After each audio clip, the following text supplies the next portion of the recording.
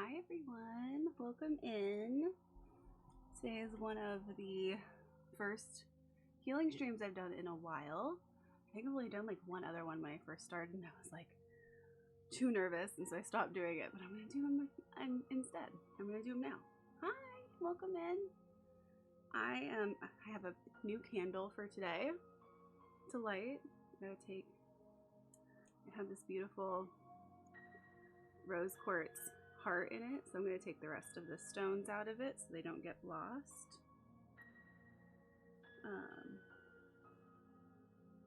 You don't always have to do that, but I'm just going to because I'm going to have to do it later anyway. Typos all night, right? Me. The struggle of being a perfectionist but also a human being. How dare. Hi baby, go lay down. Again, my dogs are both seniors. One of them is 16, and I he has like a pain medicine for his arthritis and his kidney disease. So he's just like, what do I do? And I'm like, lay down, chill. We're chilling. This is chill stream 100. So I have a little bit of a plan for today. And I'll do tarot readings at the end. Your Chihuahua is 16. Yes, cutie. I'm gonna put all of these rose quartz pieces in my abundance jar over here. Got a little. This is a little resin dish I made. I have some. I think this is Ephesdanite. Some aventurine, rose quartz, coins. My friend made me this mental wealth bracelet. I put that in there. Pyrite, bay leaves that have money and abundance and freedom on there. Some fortunes that I got that I thought went great. It's my little money manifestation thing. I keep it near my stream. So, hi, welcome in. I've got my got a cute little rose quartz heart today, so it'll be like our crystal of the day is rose quartz. And honestly, it feels very necessary. It feels like we need it. You have a question? Yes, what's your question? Rose quartz is my jam, right? It's the best. What's your question?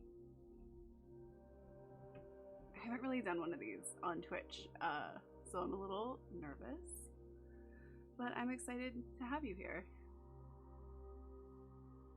Do you do free tarot readings or is it by points? I'll be doing free ones at the end. Yeah. I do have like a redeem for tarot readings, but it's usually for like if people want them just like randomly.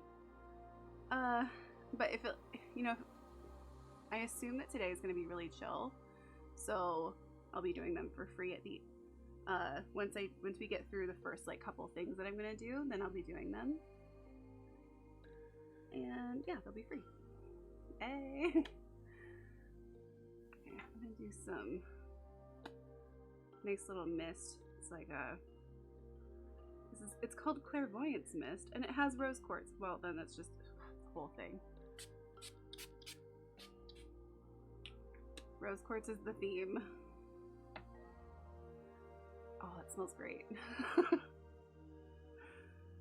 Alright, I'm going to light this candle. It is a grapefruit scented candle with rose quartz, and it's made for love. It has like roses in it.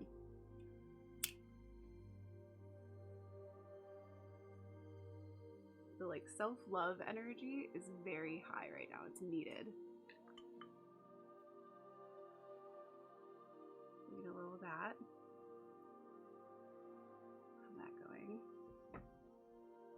I think that's a good spot for it.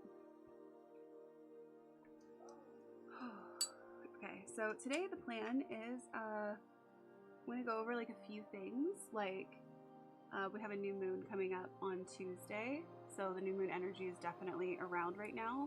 I'm going to go over a little bit of that. I'm going to go over a little bit of like what's going on astrologically with Saturn With the new moon stuff, we'll talk about manifestation. I have a couple like fun questions if you want to, answer the questions for yourself. Like, you don't have to share them with me. It would just be like an introspective thing. Talking a little bit about releasing, and a little bit of doing a little bit of Reiki on stream. So if you're into that, I'm gonna be doing a little bit of that for it, and then we'll be doing tarot for the rest of it. So let me get some Palo Santo going. Cleanse the energy, ground the space.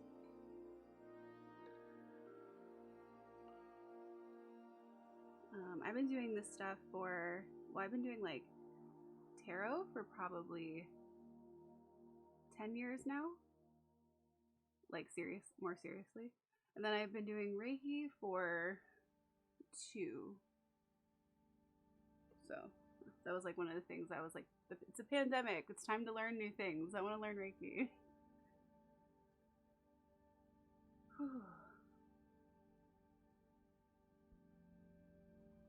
Just need a little smoke cleanse going.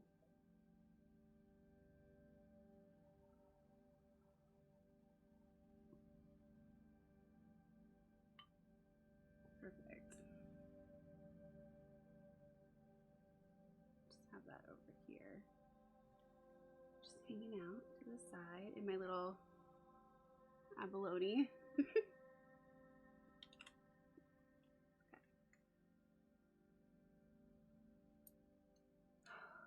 So I think we'll start off with just a little bit of breath work, just taking deep breaths. And one of the things that I have a shaman, and one of the things my shaman is like, you need to at least practice having 3 deep breaths every day. So we're going to do that just starting off right off the bat. So we're going to take 3 deep breaths. 1, breathe in, and out. Another one, breathe in and out.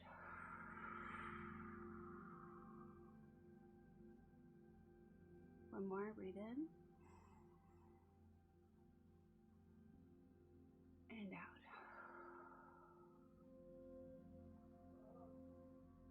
Even just doing a couple of deep breaths can really help like center you back into your body. And I know that for me, so I have a lot of anxiety and stuff, it tends to like really just accumulate in this way that I'm like, I feel so frazzled and like I don't know what to do. So like the breathing is very helpful. And it's such an easy thing that like everybody can do, and it doesn't even take like any kind of spiritual aspect to it. It is just something that's good for your soul, for your body. So like I said, on Tuesday is a new moon, and new moons are a perfect time to manifest new things that you want in your life. So the moon cycles are like the full moon. Okay, well, the new moon is when you start manifesting, and then you're building up that energy to the full moon. The full moon is where that energy is the best time to release it. Releasing anything that you no longer need in your life, and releasing anything that is holding you back. So as you go from the new moon cycle where you're manifesting things that you need, it's like you're filling up a cup to the point where the moon is then full. And then as you reach the peak fullness, you have to empty it so you can refill it. So then we start to empty it, and that's where we start to let go, and that's where we start to see what is no longer needed. Because as you're manifesting things, and this is something I find so fascinating about manifestation, is that like it doesn't even need to have anything spiritual around it, manifestation, because manifestation is essentially getting clear on what you want so that you are subconsciously focusing on achieving those goals. And I think that is so cool because a lot of times we get so bogged down by what's going on in the world, or just the anxiety of things, that we don't even, we can't concentrate, we can't focus. And being able to be clear on what we want is how we genuinely make things happen. So that's one of the things I love about working with the moon cycles. Hi, welcome in. Thank you for being here. That's one of the things I love about the moon cycles is that it's almost like it helps you organize into like a time frame of like, since Tuesday is the new moon, you start to manifest like, these are the things I want to bring into my life. And by the time you hit the full moon, then there's going to be certain things that aren't going to align with what you are trying to manifest. And then by the time that you are done, yeah, you can get a reading. I'll be doing readings after I do like a little bit of talking about shadow work and stuff like that, and then the new moon, and then we're going to do a little bit of Reiki, and then I'll be doing readings after that. So I'll probably be doing them in about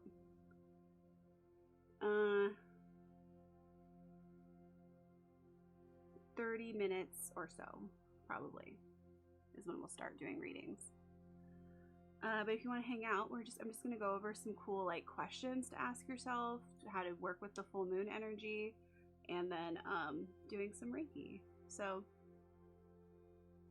the big thing that I like to ask myself, I wrote like notes. I was like, here's all the things I could talk about. So the big question to ask is, what do I want to bring into my life in this moon cycle? Because really, like everything, like we can have huge goals, right? But we have to break them down into small goals in order to get anything done. Because if you just say, I want to be rich, like what does that mean? You know? So you have to start breaking it down. What do I want to achieve? What do I want to bring into my life right now in this moon cycle? And by the time you hit the full moon, anything that doesn't align with that cycle that you want to be in, that the things that you want to bring into your life, it will become abundantly clear that I need to let go of it and I need to move forward with something else. Hi, welcome in. Thank you for the follow. So, and releasing is hard because we become so attached to it, you know, it becomes really habitual. I know that for me, I tend to find myself getting almost not offended, but like I get defensive over things that have become really comfortable in my life, and not realizing that maybe certain mentalities or perspectives are still bogging me down. And eventually, like, you realize a lot of this stuff is just us. Like I am the, like, isn't there like a new Taylor Swift song where she's like, I'm the problem? It's very that, where we end up finding out that the things that have been holding us back are things that we thought had to be there that actually didn't have to be there. So by the time you hit the full moon, you'll be ready to release things. And I usually do that with a burning ritual, which we could do more closer to a full moon. I think that would be fun to do. Where I just write down the things that I want to release from my life, and then I burn it in a fire-safe bowl. And then you can either bury the ashes of it or use the ashes in black salt or something like that. But it just takes the energy and it helps release it from you, which is really important. Which is another reason why breath work is really important, because working with breath work helps bring in new energy and release old.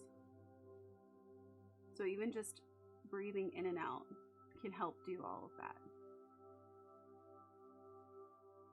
So releasing anything that no longer serves any purpose in our lives, like people, habits, ideas, perspectives, items, projects, things that you have like no care or passion for. And of course, like, I don't think it's good to just release people on a whim, you know, but if sometimes it's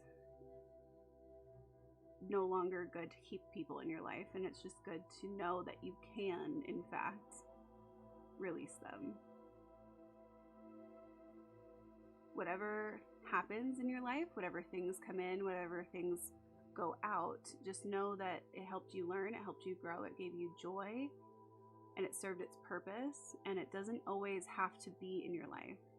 The thing that, for me, when I was younger, I always thought that, like, I'm going to come up with my favorite movie, my favorite band, my favorite color, and that's what it's just going to be forever. I'm going to come up with my favorite food, and that's what it will always be. I'm going to get a job, and that's going to be my job forever. I, for some reason, just had this mentality that you decide things, and then that's how it is. But we are ever evolving people, and the internet has showed us just how ever evolving we are. Like, everything is constantly changing, and we're learning new things, and it changes our perspective, and it's a good thing to be evolving, to be changing, to be progressing.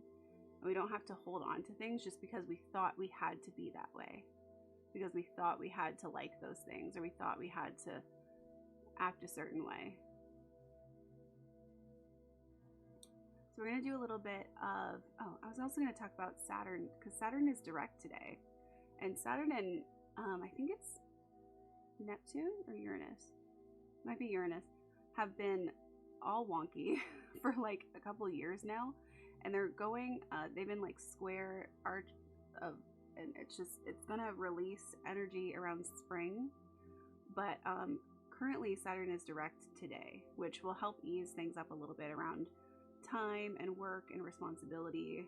You'll start to feel like things are running a little bit smoother. But the good questions to ask around this is, where can I take responsibility for things in my life where can I take responsibility for things in my life? Like, what things are things that I can change, that I know I can change, that I want to change, of course. I mean, if you don't want to change it, that's a whole other thing, right? What areas feel most out of control? Because then maybe you can find little bits and pieces in those areas where you can feel like you can take a little bit of control back. And what can I do to make a change in that area?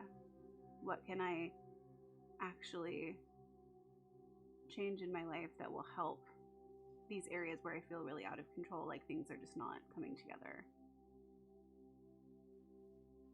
I'm going to write all these questions in the Discord, by the way, under Self-Care Sundays, just in case you want to look at them later. Here's a little Discord link. So I think now we're going to do some Reiki. If you haven't done Reiki before, it is a form of energy healing. It is essentially using your own energy to realign your chakras, and it's a really wonderful practice. So I'll be doing it distance Reiki, because obviously I'm not with you right now. But if you would like to do Reiki with me, all you have to do is just, accept it. Like, say, like, yeah, I would like that, to yourself. And I will be doing that Reiki from here. And then after we're done with that, we'll do some tarot, and you guys can ask questions, and it's all free. So just, I'll be hanging out for as long as you guys want questions, or at least for a few hours, or a couple hours, probably until 10-ish Pacific Standard Time. So, all right. So what I'm going to do is, what you'll see me do is, starting here, and I'm going to say the Reiki terminology to myself and go over different chakras on my body. And all you need to do if you want to participate is to just find a comfy place where you could sit or lay down and just focus on your breathing. You could close your eyes. You could possibly see things like colors, or maybe different images will come up, or different scenarios, different words, different animals. I've had animals or colors, random situations, all kinds of things can pop up in your brain. Just let them pass, kind of like you do with meditation. Just let them come through and then out.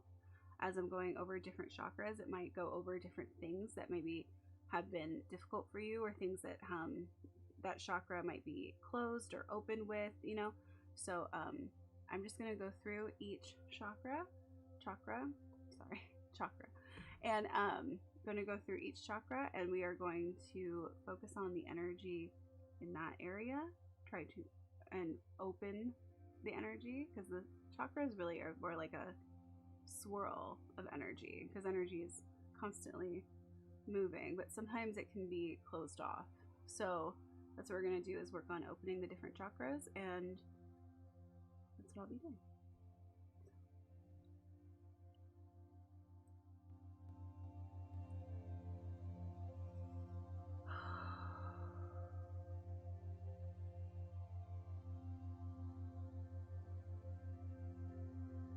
Sometimes I do a little bit of humming and stuff like that throughout it, just to move the energy a little bit more. So if you hear that, that is what I'm doing, just so it's not weird. Take a deep breath in and out. In and out.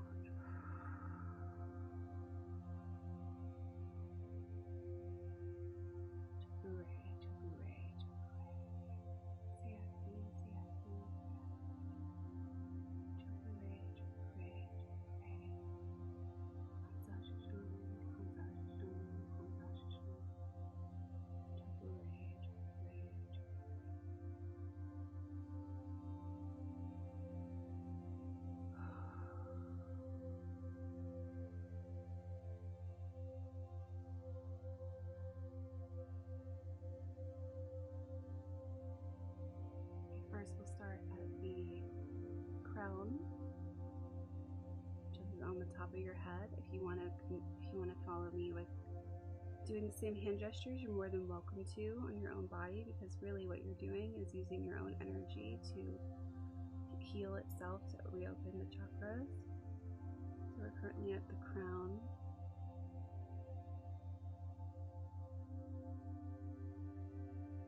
Crown chakra is opening up to the divine, to spirit, to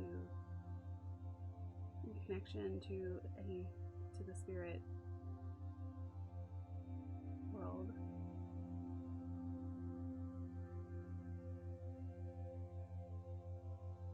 Keeping that open so you can receive messages from your higher self, from your guides.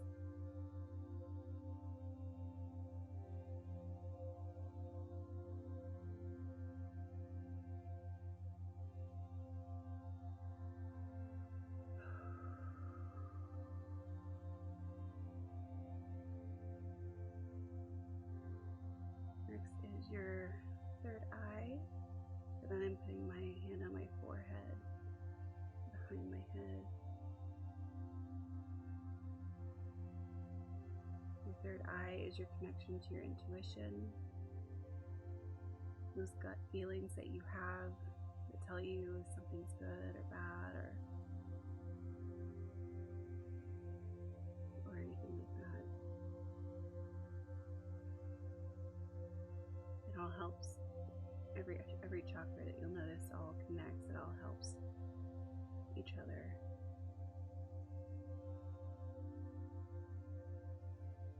Keeping that third eye open.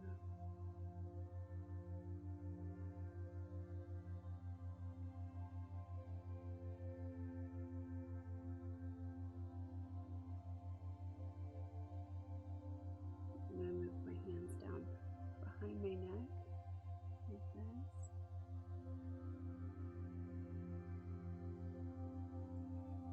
Take a deep breath.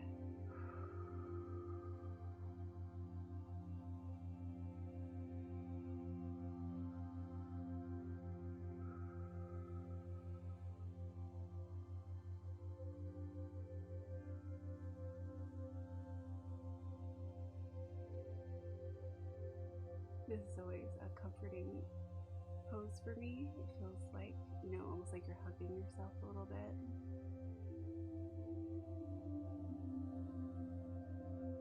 Definitely feels very like I'm holding my inner child type of feeling.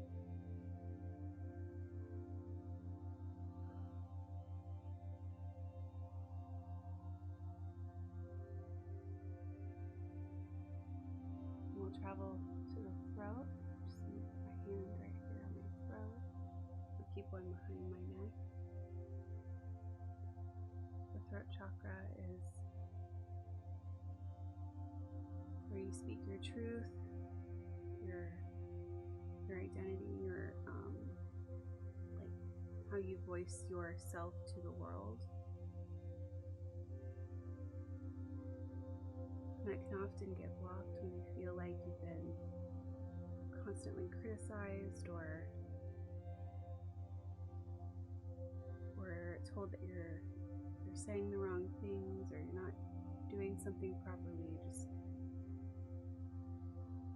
feeling like even the perfectionism, feeling a need to be perfect when that's not even possible, all stems from, you know, different traumas that happened that caused you to feel that way, and now it can cause the throat chakra to get blocked. So we're opening that up.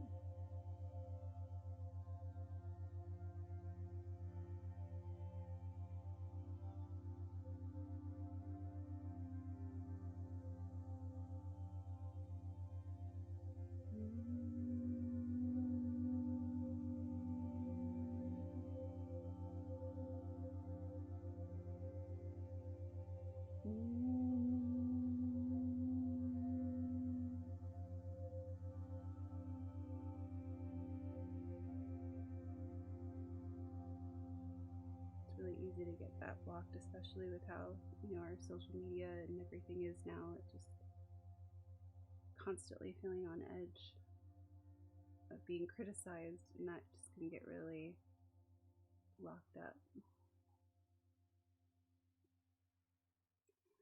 Move down to the heart chakra. Put my one hand on my heart. I'll put both hands there actually. Your heart chakra is your ability to receive and give love. To feel that love and give openly. You can often get closed when you've had betrayals in relationships or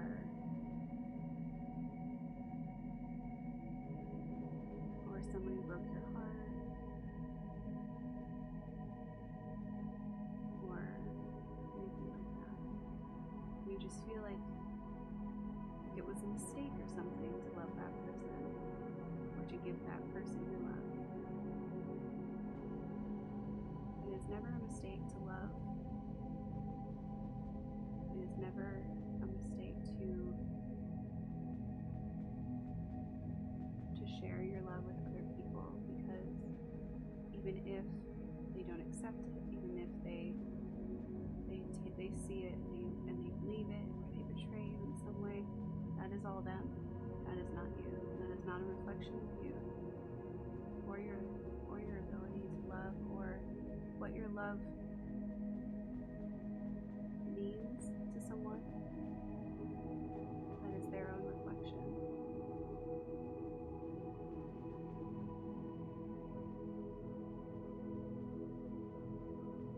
It's also our ability to love ourselves, and that can get really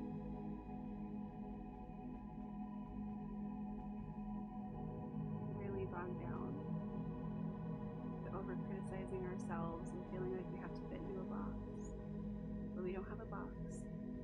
There is no box.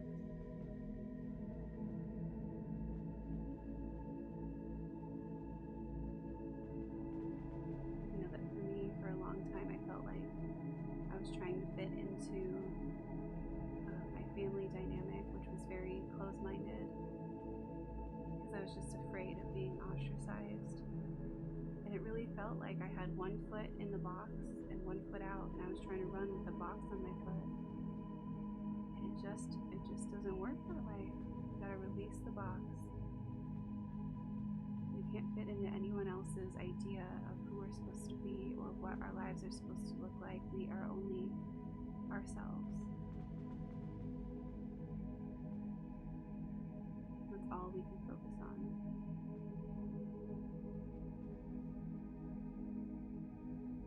Take one hand and go right below my chest to my sternum. That's where the solar plexus is. The solar plexus is our personal power, our self-esteem, how we view ourselves.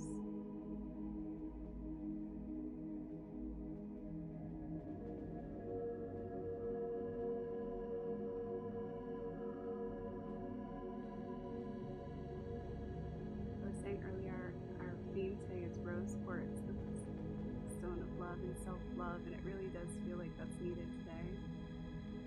I don't know who else is here that might need that, but it feels like it's needed.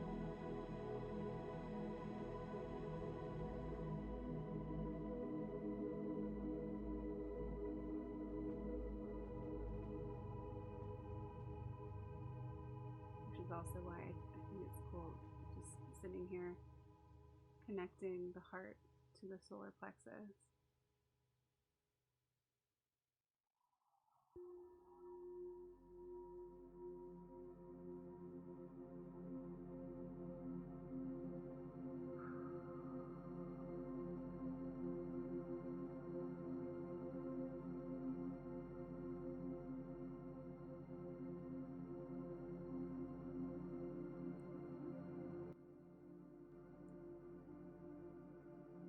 Now we're going to take the one hand on my sternum and then take the other hand and place it on my belly.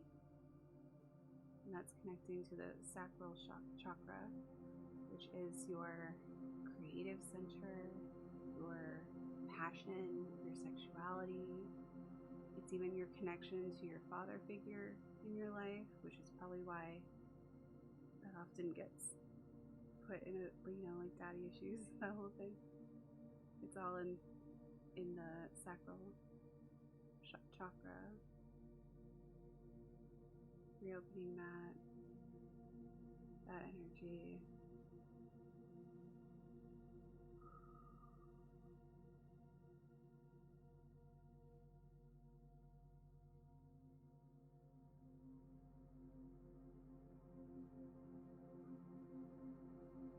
That one feels fiery. I don't know if anybody else can feel any of the energy, but over here it feels a little fiery. Maybe mine was a little overstimulated, maybe not. I don't know.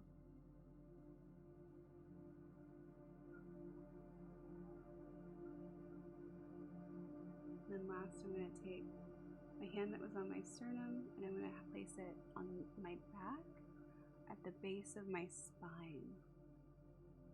And that's connecting to the root chakra. The root is your foundation. It's the first 5 years of life. It is the way you see the world. It is the connection to your mother. I'm going to take my other hand and also add it to the base of my spine. And as you're here, connecting all of the chakras together, sit in peace and comfort. I want you to imagine roots coming out from the bottom of your feet into the ground, stabilizing you like a tree here on this earth.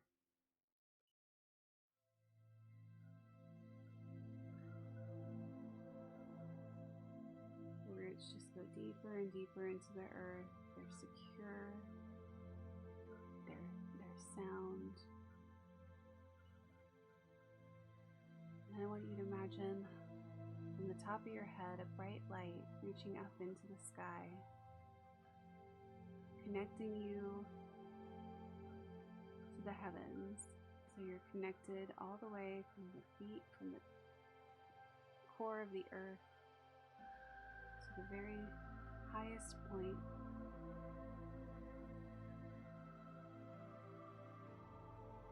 All chakras are opened and ready.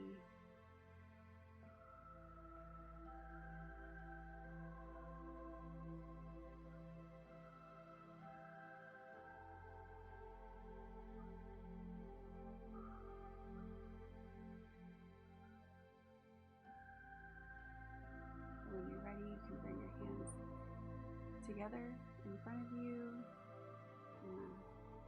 Prayer symbol, prayer hands, prayer just together in the middle of your chest. Take a breath.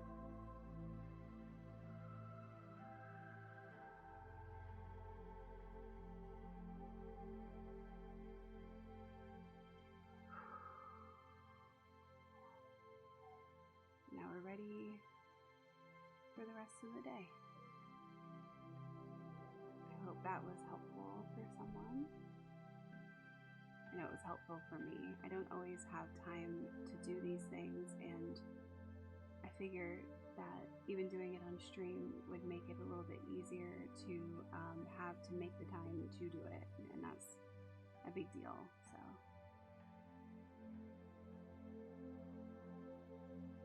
I hope that was helpful.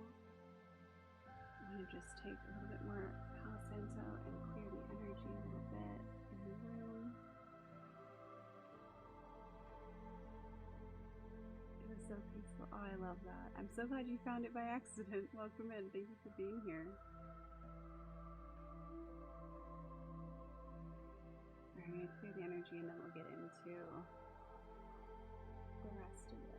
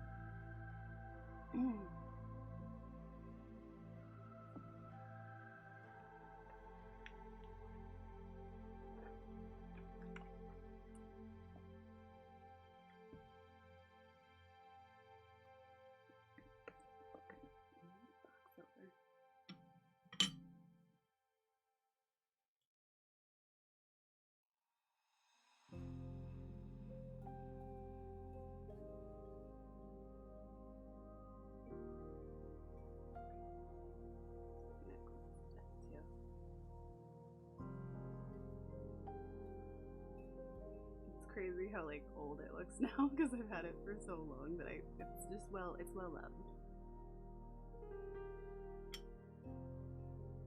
It looks all messed up now.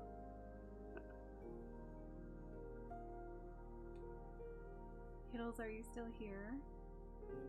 If you are, I'll get started with yours first.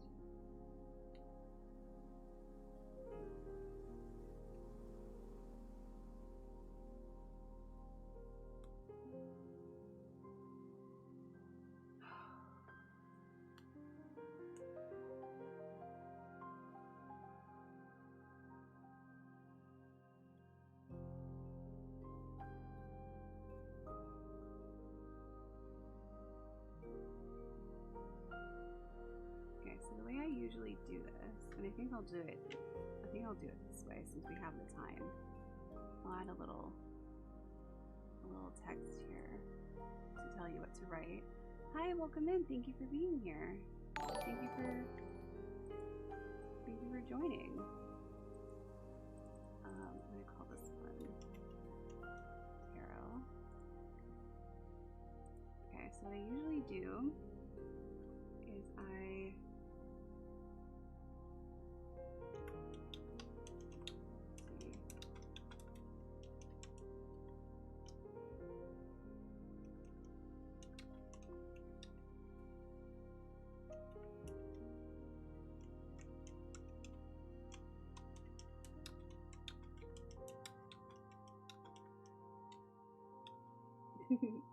oh my god, that's so cute.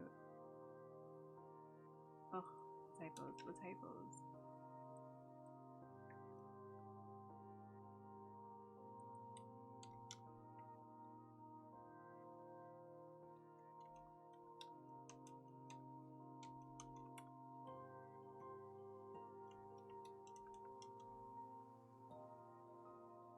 You want to pull a fortune? Okay.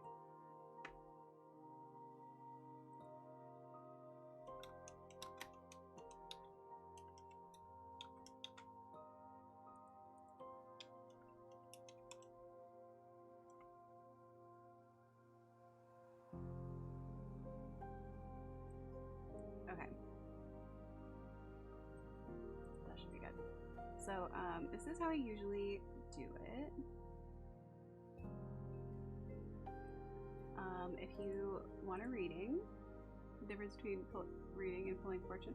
So fortune is just a little thing here of fortunes that I have. So it's just a little quick fortune. I usually save most of the fortunes that I get from like fortune cookies because I'll find them later and then they're weirdly bright. And I just pulled for you and it was 2 fortunes at once, so clearly you needed 2. One says, this is for Ash. Big things are in store for you in the coming year. Your creative talents will soon come into play. So that's the reason I keep them, because I feel like when I refine them, sometimes it's like weirdly accurate. So I made that a little channel point redeem. And then the readings are actual readings. Awesome, right? That was good. I like that you got 2 at once. Alright, so if you're interested in a reading,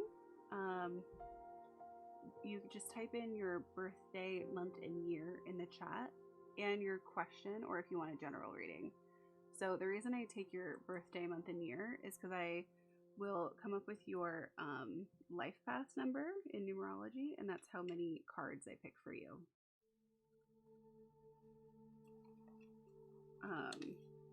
I do that because when I started learning about numerology, I found that my life path number is 5, and I always instinctively pulled 5 cards for myself. So I thought, this is a cool way to do it.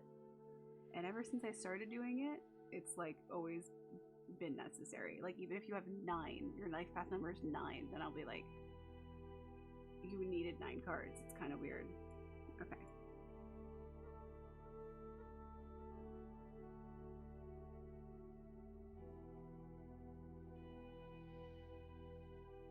Alright, so let me figure this out. Let's see.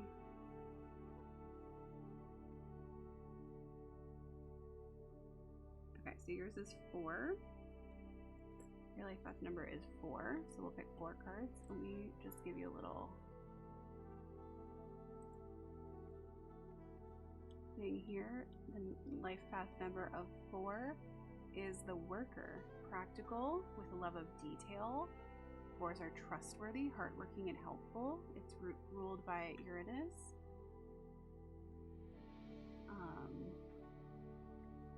They can also be stubborn. Go figure. And you want a general reading. Okay, so we'll just see what the cards say. Just see what they say for you. This is for Ash. So if you would like a reading, you know, just type in your birthday, month, and year. And what kind of question you would like, or if it's a general reading.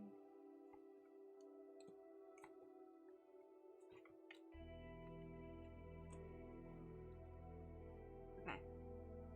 Let's see what we got. Oh, very nice.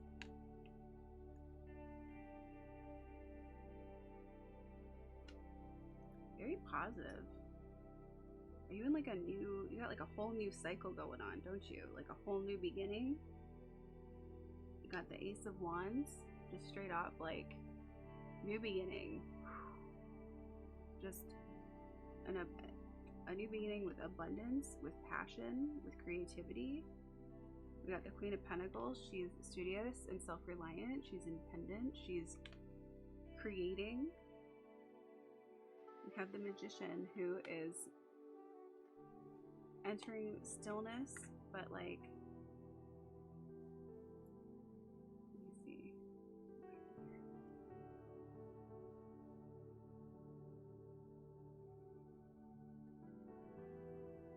Where's my Magician? There you are. Realizing your dreams, time for action. Willpower, empowerment, feeling empowered, feeling more like you're kind of coming into your own as a person. And then we have the Nine of Pentacles, which is just like generosity, like earning, like things are just coming to you without you even having to work for them at that point. Like it's just so much abundance and so much generosity and so much joy.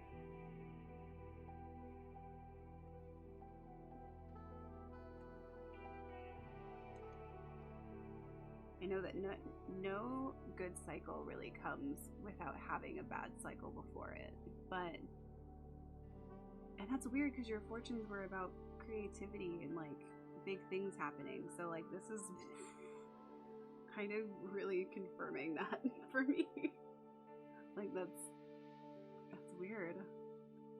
So I don't know what's going on in your life, but there's a lot of positivity coming up and going on. That's lovely.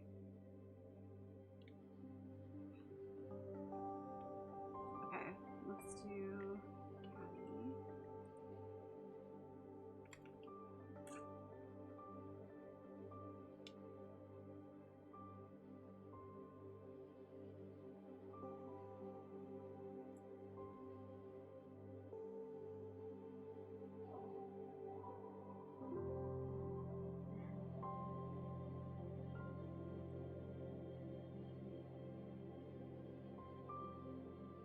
Okay, yours is also 4. 4 is the worker, practical, with a love of detail. 4s are trustworthy, hardworking, and helpful. Trustworthy, helpful, steady, logical, self-discipline, problem-solving, but could also be stubborn. Your love life has always been a tough topic for you. I'd love to read for it. I can't think of a specific question. Okay. Now that I think about it, I do have a question regarding another topic. I've been thinking about moving abroad, and I've been wondering if that should be something to pursue right now. Okay, we can do both. Let's do the moving abroad first. See what it says. I'm very stubborn. Are you also a Taurus? Because I am. It's like a double-edged sword. Okay. Is the music too loud now? Let me bring it down a little bit. I'm not sure. Okay, let's see. Your moon is in Taurus? Oh, hell yeah. There it is. My moon is in Cancer. I'm like always crying. So I feel everything way too deeply. All right, so moving abroad. Ooh. Oh.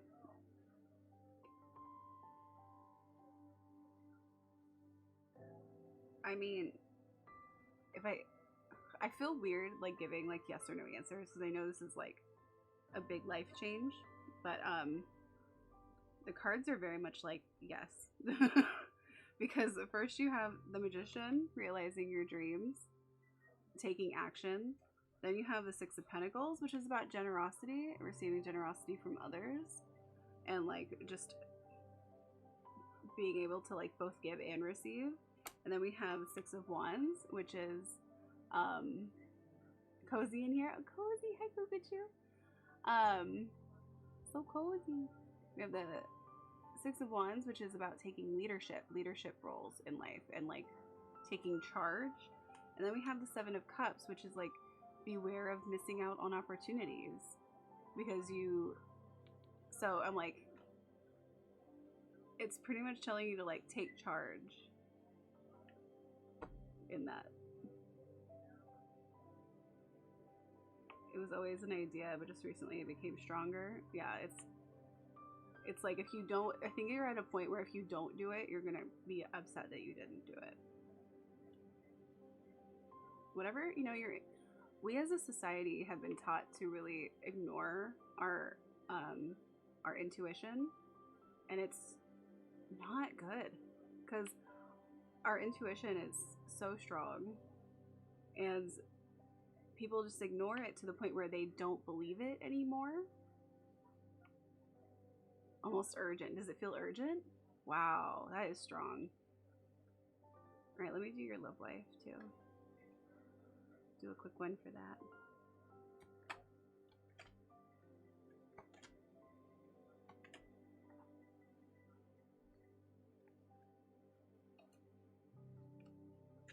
Oh yeah, there's a lot of heartbreak around there, isn't it?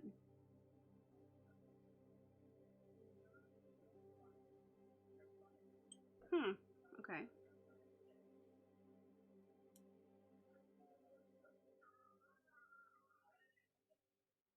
I have a feeling that you're gonna find somebody if you do go abroad, because right here, okay, so we start off with like, this is like creating partnerships with people, opening new pathways, opening new opportunities, and this is all the heartbreak that you've had, the Knight of Swords, all the heartbreak, all of the mental anguish that's gone with it, and you're just like, I don't know if I can keep doing this. And then we have the Prince of Swords, who is like swiftly moving in a different direction, radical change of lifestyle, impending air travel. Air travel is a part of it. And then we have the King of Wands, who is a very like resolute, inquiring, optimistic person, a need to express ideas. It's a very like steady person, a person who's more content, relaxed, like like just more more peaceful person. So I have a feeling that is what would happen. It's giving you chills because it's something that's also on your mind. Yes.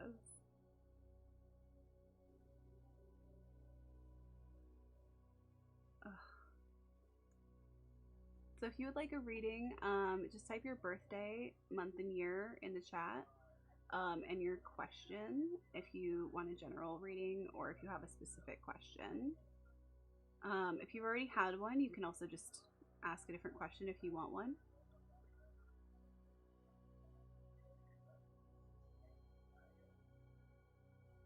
Of course, no problem.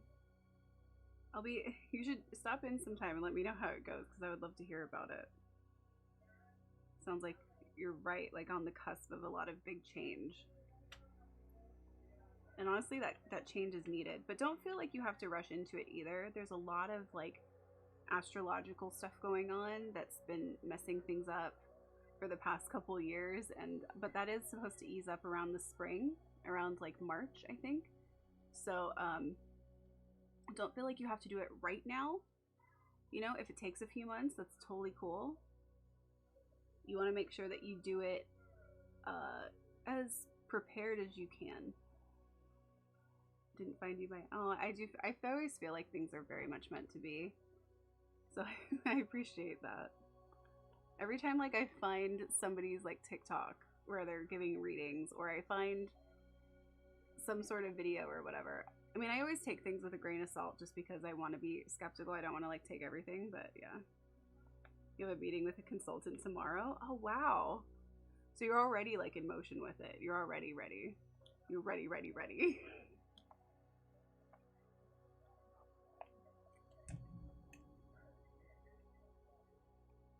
It's gonna be great.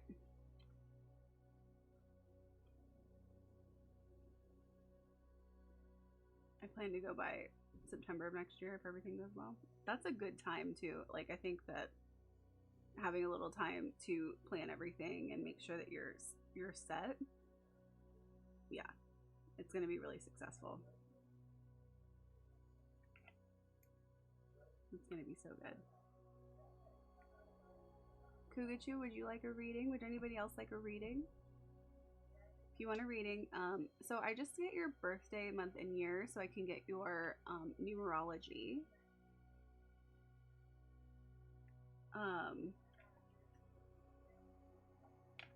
October 91. What's the day? I just I get that so I can get your numerology, and then that's how many cards I pull for you. That's the only thing I use it for.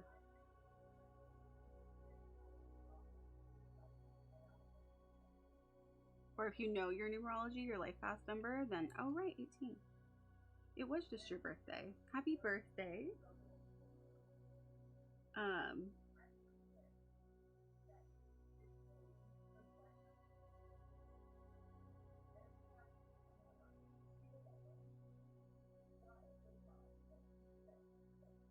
Okay, so that yours is 3. 3. Your life path number is 3. It is sociable, friendly, and outgoing vibration, kind, positive, and optimistic. 3 enjoys life. It has a good sense of humor. It's ruled by Jupiter. Jovial, friendly, positive, adventurous, self-expressive, but can also be extravagant, a little bit scattered, and maybe sometimes superficial. However, rude. That's just rude. How would you say rude? She doesn't know what, your mom doesn't know what time you were born at. Do you have your birth certificate? Have to get a new birth certificate? No, sounds right. That's awesome. Okay, what was your question? Just general? Okay. Alright, let's see what we get. I threw the idea into the universe and I'm trying to take action to see where it leads me. Well, like I was saying earlier, Tuesday is the next new moon. So it's like we're in new moon energy right now. It's a perfect time to manifest things that you really want to bring into your life. So what I usually do to manifest is I'll write down on a piece of paper or in my phone, even like in my notes app or something, I'll write down like I'm like, this is what I want to bring into my life, right? You know, in this year or whatever. And or like this week or this month or whatever. But I usually do it by year personally. But why don't I do it by day or week? I probably should. I should probably manifest more than I do. But just writing down the things that you want to bring into your life, and then just really so you can look back at it later, because once you have made those decisions and thought about it, then you are going to start putting those things into action subconsciously, and it's going to just start working, cogs start going. And the only thing that really throws it off is self-doubt and fear, which, well, self-doubt is fear, so fear in general. But fear is just,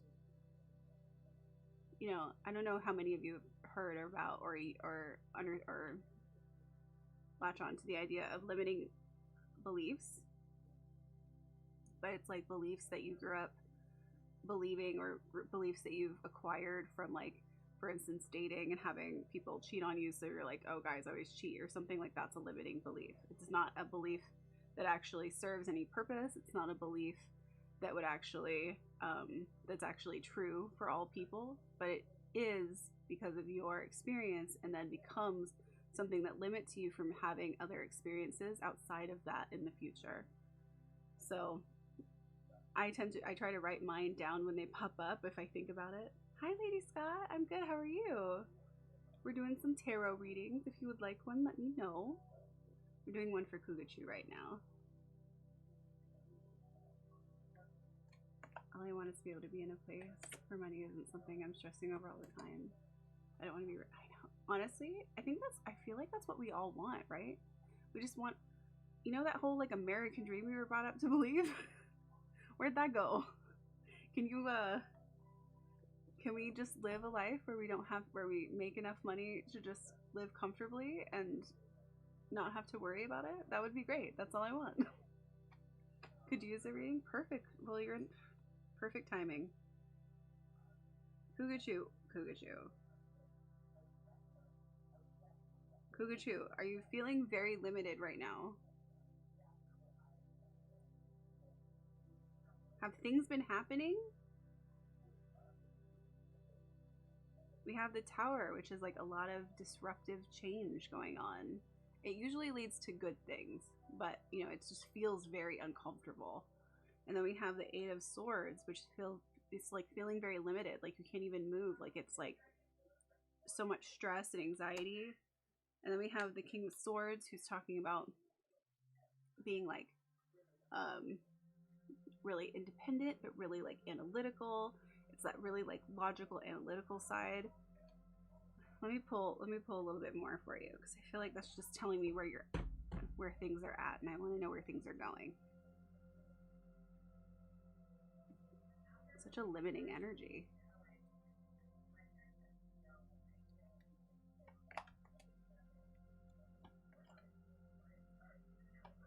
Tell me about it. Is it able to do a reading for a country? Things have been chaotic around here where I live. Technically. Hi. Technically, but there's so many variables when it comes to like countries and stuff, that really the best way to look into what's going on with a country is to look at their astrology. Hi babes, how are you? Alright, so Kugachu, we're finishing Kugachus, I'm gonna do Lady Scots, and I'm gonna do Blunts. Trying to follow a path I'm scared to go on, but I know I need to just do it and let my life fall where it may. Literally me doing this. Okay.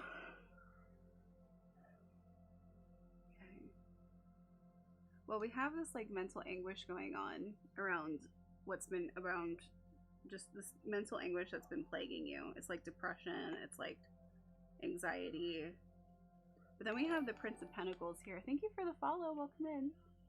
Then we have the Prince of Pentacles here, and he's just like, we're starting anew, we're on a new path. This is the path. This is the path, and this is the new beginning. Cut ties with anything else that doesn't fit this new beginning, because we're literally cutting them with a sword.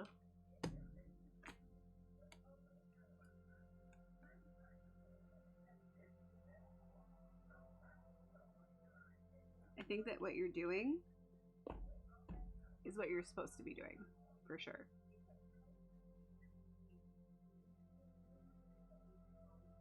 It's nice to know more people are feeling the same way as we do, right? I think that's like one of the best parts about doing something like this, is so that you can really see that it's not just you. There's so many other people who are dealing with it too. But I'm turning over a new leaf. That's wonderful, Kugachu. This new path, it's so needed.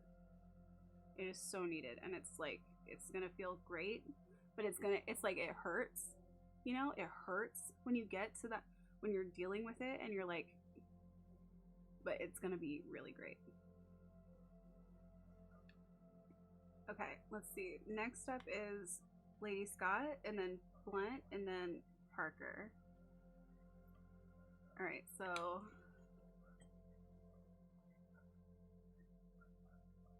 Lady Scott is...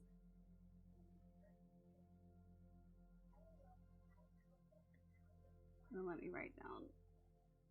You want to know what's going on? Just a general, like a life question. What to do with what's going on in your life? And then let me write yours down.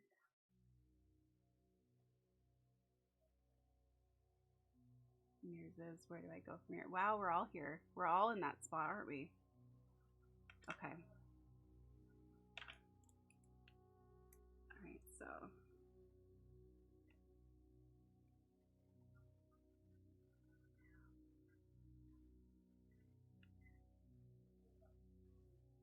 I feel like the pandemic's really brought that out too. Okay, yours is 3. I'm gonna just do Michael's really quick too.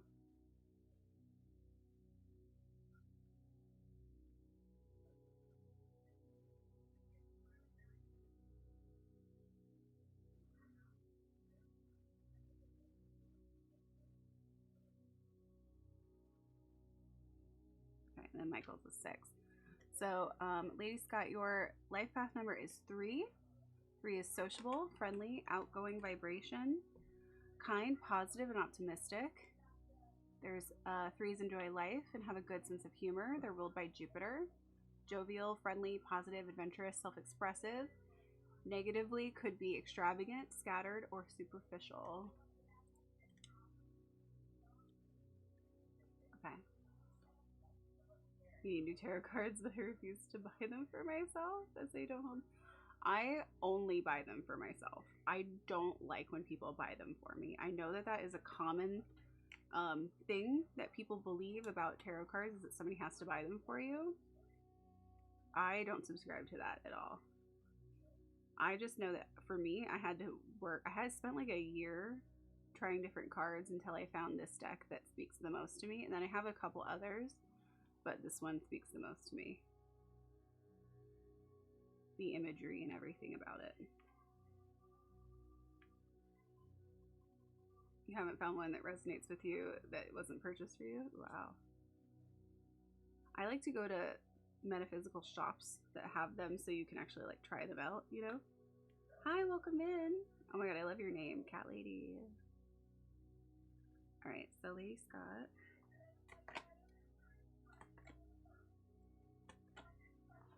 Let's see. Oh, here's that depression. That mental anguish and depression, not knowing where to go. Oh, you gotta surrender.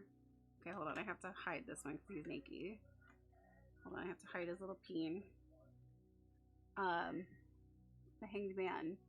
We gotta surrender. We gotta surrender what we think things have to be. Like what we think our life was supposed to be. What we think we're gonna have to be doing.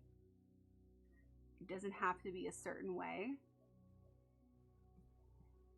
Surrendering to what is life telling you that you should be doing. What is the path that it is pushing you forward into? And really that path, and the best way to like get clear on what it is to notice what is it that you can't stop thinking about. What is it that you, in the back of your head, it keeps being like, it keeps nagging a little bit, like, why aren't you, like, maybe I should try that. Maybe I should try that. Maybe I should try that. Maybe you should. And then we have the Prince of Cups, who is idealistic, empathic, someone following their heart. A conflict between the heart and a need to take action. Let me pull a couple more just for you really quick and just see what else it has to say. My mental disability is coming back up from, yeah. And I do feel like it is really hard. But I do feel like what we've kind of done in our culture is said, oh, I have this problem, therefore I always have this problem, therefore I can't get out of it. When even if you have mental disabilities, we can navigate them in a way where we can still keep working on our healing, you know? And it makes it way more difficult than if you didn't have them, but we can still work on them, which is, to me, very hopeful, because I have a lot of them as well. And it's like, just knowing that it's possible is so much more helpful. I can, but yeah, I know. I can, but I can't at the same time, yeah. It's just little steps. Let me just see what else. It's hard because when I talk about it, it makes it sound so much more simple than it is when I know it's not simple at all.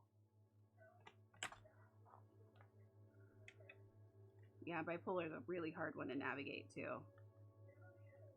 Oh yeah, here she is. Here she is. Here's the bipolar. Bitch. Ugh. But we do have new opportunity, partnership type energy, creating new paths, creating partnerships with people that's going to help. The feeling around this is a lot of peace. That it's like, I know that I can do this. And then over here we have the Ten of Pentacles, which is blessings, building a legacy, family being around you, having support, feeling supported for the first time, like all of that. So the support is around you. It's just a matter of asking yourself, what do I really want? Like, and the way that I've been doing that, and I actually have in the Discord, I have a list of questions that I ask myself to try to figure out what is it that I actually want in my life. So if you are at all a person that is questioning that, in the Discord under Self-Care Sundays, I believe is where it is, or it could be under Spiritual Talk, but I think it's under Self-Care Sundays. There's a Discord. There's a list of questions, and it's things like, it's really simple questions like, what do I want to see? Where do I want to go? What do I want to achieve? If I could map out my life for myself, what are some things that would like be hugely on your to-do list? I'll have time, yeah. I'm gonna do Michael's next, and then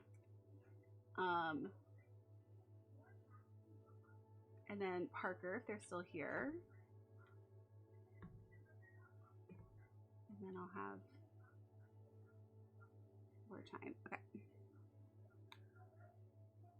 But it's really hard to get even clear on what we want in life because there's just so many things going on, you know? And even trying to like sit down with the energy of just like calming down in order to even think about those things is difficult. Which is why I wanted to start doing more things like this, because I think it could really not only help me, but help other people. Like, I don't even know. Yeah.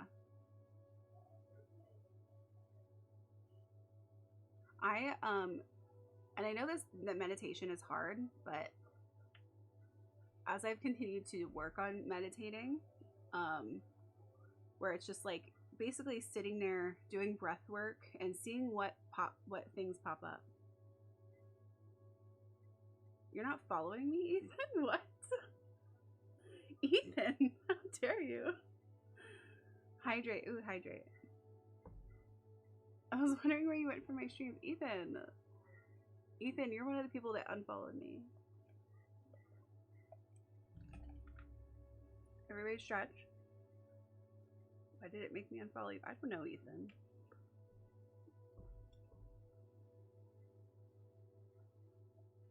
Maybe you just like rage unfollowed me and don't remember.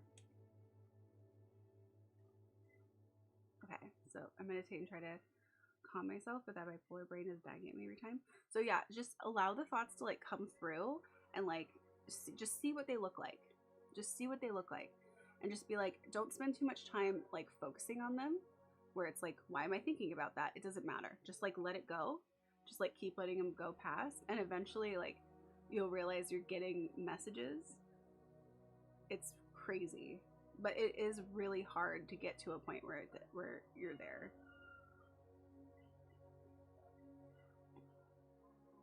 Let them be a slide. Yeah, like a picture, like just feel like it's coming in and it's just like, all right, that's okay. What else? Yeah, for sure. Oh my god, Ethan. I'm very offended because I was concerned about you where you went. Oh, I love you, Ethan. That helps. Yeah, like a slide. Just like it's here, but I'm like, no. Because I'll get that a lot, and I'm like, why am I even thinking about that? Okay, and I'll just then try to clear my mind again, and then something else will pop up. Here but not interested, right? Oh, no problem, Kugachu. Thank you for the lurk. Doing a bit of a lurk. Okay. This one's from Michael. Michael, you still here? My blunt reaction.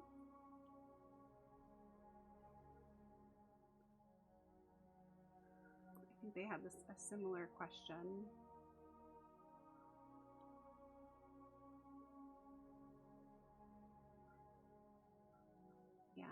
where do I go from here? That's really been like the energy, you know? Of course, Lady Scott. I'm glad that it could help in any sort of way. If at any time you need it, like when the stream is over, you could, there's a Reiki session in the beginning, so you could always check that out, and I'm going to be putting it on YouTube too, if you want like to have like a relaxing guide through opening your chakras. I'm so used to saying it the other way, but I know the other way is wrong. Okay, let's see.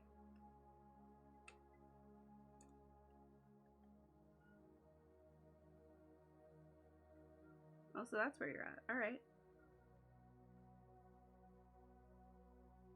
Because there's a lot of positivity, but right in the middle of all this positivity, Michael, is like,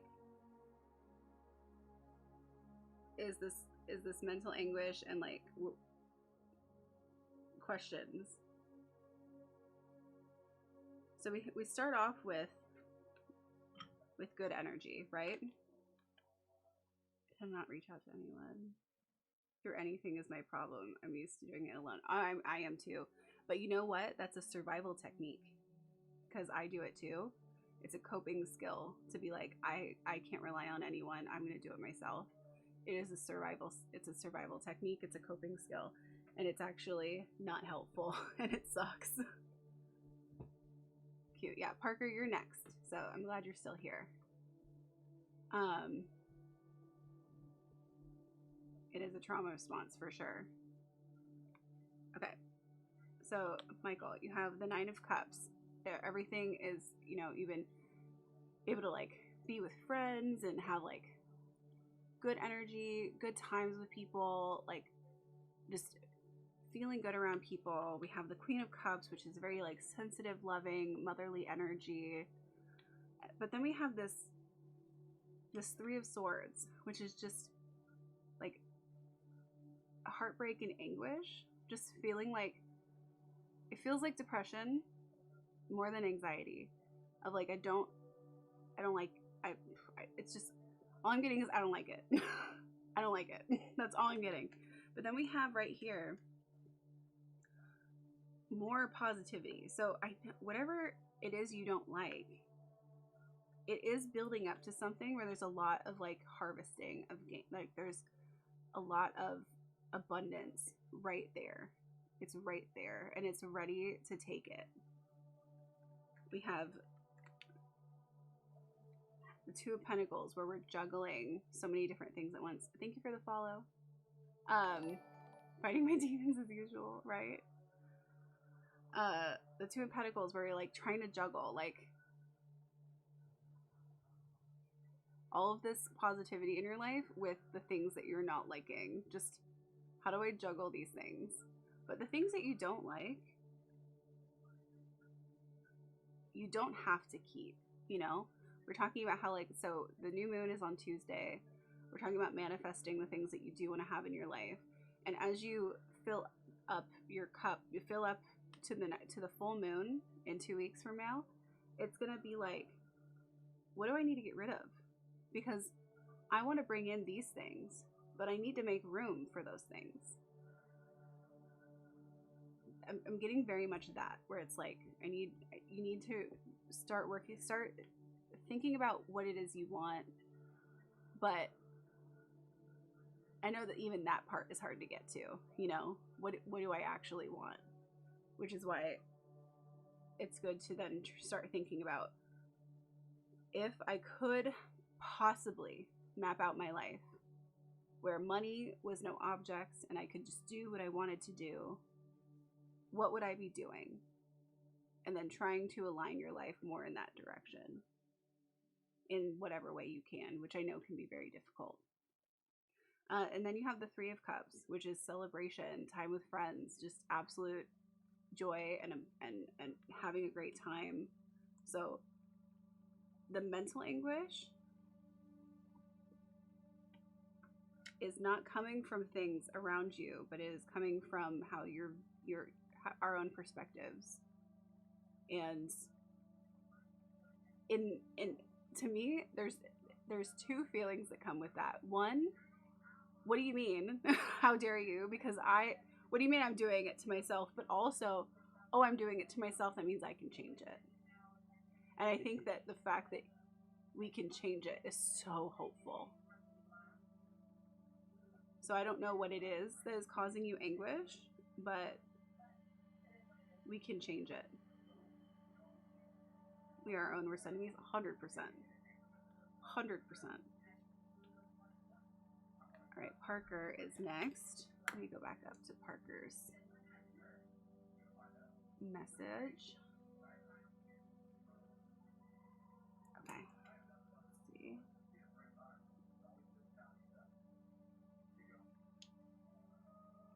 And you said you want a fortune reading, so is it like about, would you prefer something that's like about money or abundance? Is that what you're, or career? Or just like in general about your life?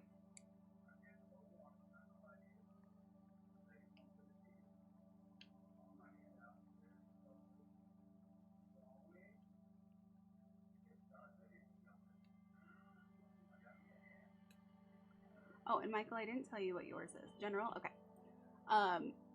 So Michael, let me just tell you what you have at number 6 as your life path number, which means the peace lover. The number 6 is loving, stable, and harmonious vibration, ruled by Venus. Compassionate, stable, family loving, trustworthy, domesticated. Negatively could be superficial, jealous, possessive, and having a hard time changing things. And then we have number 3 for Parker. Parker is number 3. Your life path number means you're sociable, friendly, and outgoing vibration, kind, positive, and optimistic. 3s enjoy life and have a good sense of humor. It's ruled by Jupiter. Jovial, friendly, positive, adventurous, self-expressive, but could also be extravagant, scattered, or superficial. They say keeping enemies closer than friends is helpful. It's not, though, because our lives are only ever what we put in front of our faces. So for instance, even if you say you only watch murder documentaries and you only hang out with people who have like really negative self-views of the world, you are going to be like that. You're going to think that only that stuff happens because you're only inundated with those things. So like, it's good to have a balance, you know? Like if you want to watch murder documentaries, cool. But also then maybe watch something really positive after, you know? You got to balance it out. It can't just have if you have people in your life who are telling you that you can't do something or that you are not able to or allowed to or anything like that, like that is going to affect you negatively. It's going to cause you trauma and it's going to make you feel like you can't do anything. But you absolutely can. I mean, fair. Because like one of my friends is like a Instagram model and like has, you know, does all the sexy stuff, you know? And so she's really inundated with people who are using her for those things, and she starts to think that like that's how all people are, but that's not how all people are. But that is what her life, that's what she's seeing all the time. So then it becomes like how she views the world. So I've tried to like have little conversations with her about how like I think it's mostly because of what you're experiencing, and I don't think that that's how all people are. Yeah, you have to balance the thoughts. Yeah, I've gotten used to myself and I'm fully calm with myself. I do have issues, but I'm fine with it and I try my best not to be so bad. Yeah, exactly. You gotta give yourself grace for sure. I mean, I'm really hard on myself as a person. I'm like, I said this and it was stupid, or I did that and it was stupid, and it was like, or I said something mean and I didn't mean it, and it's like we just have to be aware that we are people. You know, we make mistakes. We can't be perfect. We have to give ourselves grace. Okay, so I'm picking 3 for Parker, general, for life.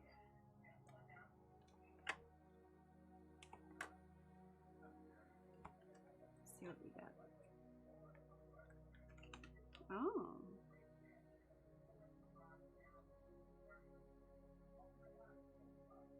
How are you? I'm getting a feeling that things are going actually pretty well, or are about to go pretty well. There's a feeling of peace. There's a feeling of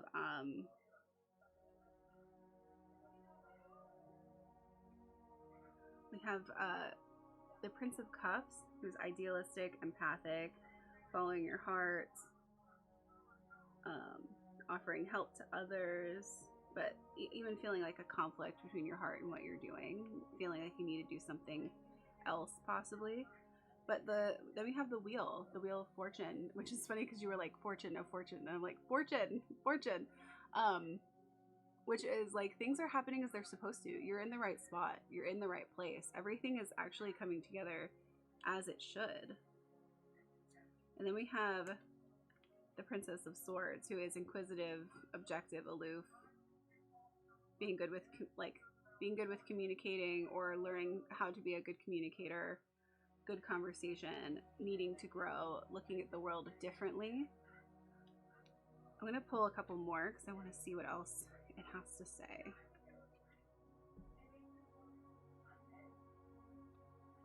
Everyone has everything different. Exactly, right? It's weird because I think we grow up feeling like our perspective is so,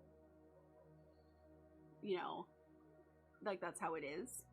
I felt that way for a long time, and then I was like, oh my gosh, there's so many perspectives out there just based off of little differences of how people live.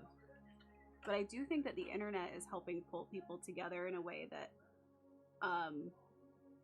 we're able to see those perspectives more clearly, and also realize that maybe some of our perspectives are not good, you know, they're not helpful. I think that the internet's helping that a lot because especially even in other countries where there's certain, you know, a lot of things going on that are really messed up, there are people who are able to see online that in other countries they don't have to deal with those things, and then therefore they're like, why are we dealing with this? This is stupid. Why are we, you know? And it's helping change perspectives and therefore changing how we do things. So I do think it's really positive. We got the Princess of Swords again. Oh. Okay, Parker, so we got the Princess of Swords again. Feeling that, for being really objective about the things that are going on in your life and looking at them from like a logical standpoint, because you're feeling like there's a feeling of defeat that's kind of been there, that you're feeling like, do I want to keep going with this, or is it worth it? But then we have rebirth, and there's just a whole energy around like you're right before some big shift. That's where there's going to be a lot of new, fresh things that are coming in. So any defeat that you are feeling, know that leads to a positive change.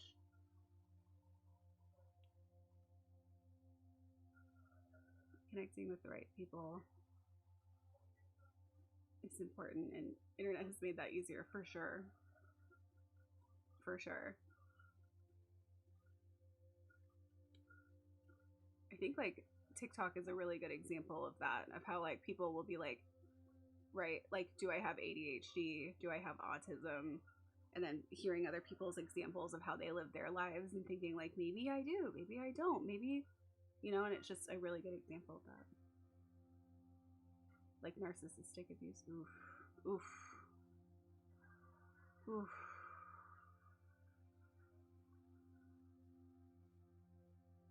Thank you so much for that. That's really sweet of you. Know that there is a new beginning coming. So just try to look at it from a more like analytical point of view. I don't know if you're in that situation still, or if you're removed from it now, but I hope if you are in it that you could, you know, try to use a lot of logic. You're removed. Okay, thank goodness. Like, oh my god, no. Thank goodness. But there is a whole new perspective and journey coming. Feels very needed. No problem. I'm glad it was able to help you in some way. I feel type of way because you solidified. I'm in a solid depression, but you made me feel like that's not going to break me and I'll overcome it, which I usually, yes. Diagnosed with ADHD, Asperger's, makes me unable to get angry, for example. Wow. Yeah. That's where it's like, I think that a lot of us get told that we have something, but don't get told that there's any way to deal with it other than just to have it. And I think that's because a lot of the generations before ours didn't believe that, you know, like for instance, my grandparents or whatever, or even our parents' generation, you know, the boomers and the silent generation, because I think it was the greatest generation, silent generation, the boomers, and then Gen X, and then millennials, and then I think it's like that. But they grew up with this mentality that I am who I am, and you're not going to change it, and you just have to accept it. And that is not that is only a thing that works for some things, you know? Like if it only works for the things that you decide about yourself. So like for instance, for me, like there's certain things about my life and who I am as a person that I don't want to change because that is who I am and that feels comfortable for me. But say I was like being really mean to people and had an uncontrollable temper, that is 100% something you can change and not something that you have to just live with. And people will pretend like that's something that you just are and therefore have to be forever. But that was just a really old school mentality of not wanting to make people work on themselves, you know? And as we work on ourselves, we can change the things we don't like about ourselves.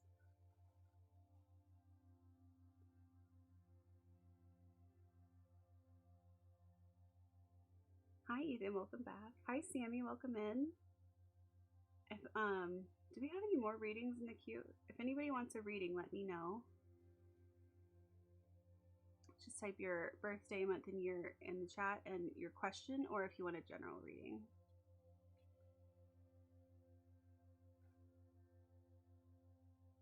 You got diagnosed last year and you're 28 now. I feel like a lot of people are getting late diagnosed, probably because they didn't even know. Like all of the research on autism and ADHD was mostly done on boys. They don't even know that how women manifest it, so how can they even tell, you know? There's a lot of stuff that we like I mean, I don't know about you guys, but I kind of grew up with this mentality like people already had most of the stuff figured out, and to become an adult and realize that people really don't have most of this stuff figured out has been like frustrating. Hi.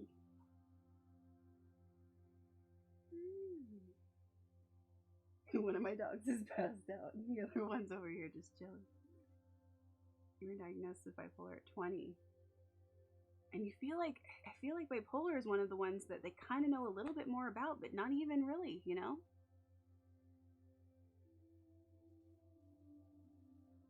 The only test they did on me as a kid was an IQ test, weirdly enough, and I crushed their test. I crushed it. So they're like, man, he's just like this. Oh my gosh. They really didn't know what they were even looking at. I remember when like the first wave of like, ADD, ADHD thing came out, and they were just like, just give them Ritalin, it's fine.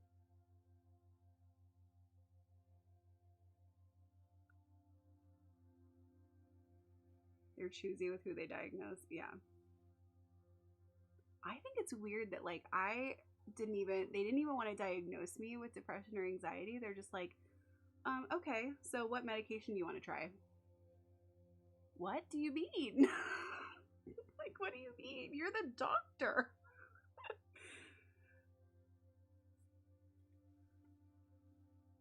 feel like you're supposed to know that.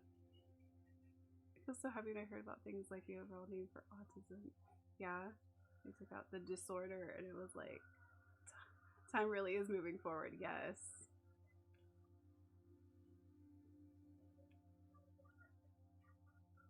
I thought I got bad learning issues, but it's hard to focus when I'm very sound and light sensitive and I'm in the middle of a lot of people.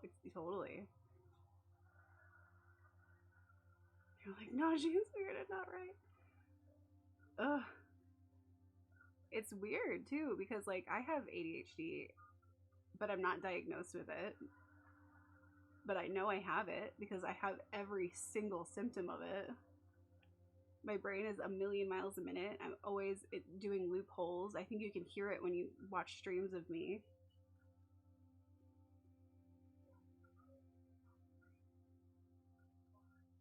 So we're gonna actually say the problem and just put medication. Yeah, that's how, Ethan, that is how the American health system works.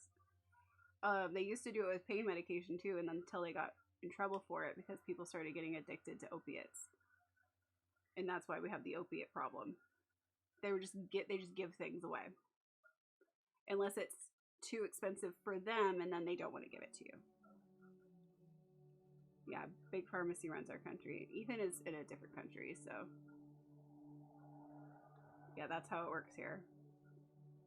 Here in America, if you are not from America, we have advertisements on TV for various medications that you're supposed to ask your doctor if you could have it.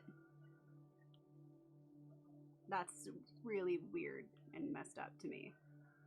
And our healthcare system is actually better than it was like 10 years ago, but it's still not good. Because at least now, if you have pre-existing conditions, you can still get health insurance. Whereas like before Obama, you couldn't do that. My mom had like major medical risk insurance that was the only insurance that would accept you if you had pre-existing conditions, and it was like as expensive then. It was like $500 a month then, which is now like what insurance costs now, but then it was like astronomical. They're still hella choosy now. Yeah, I have multiple friends who haven't gotten assessed but know they have ADHD but didn't get diagnosed, and I'm like, if it turns out y'all don't have ADHD, then pigs are flying. I find it funny that my friends think it's funny. Sometimes I'm very calm while my brain goes burr.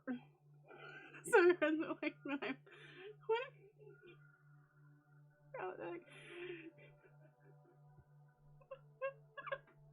oh my god, that's so relatable.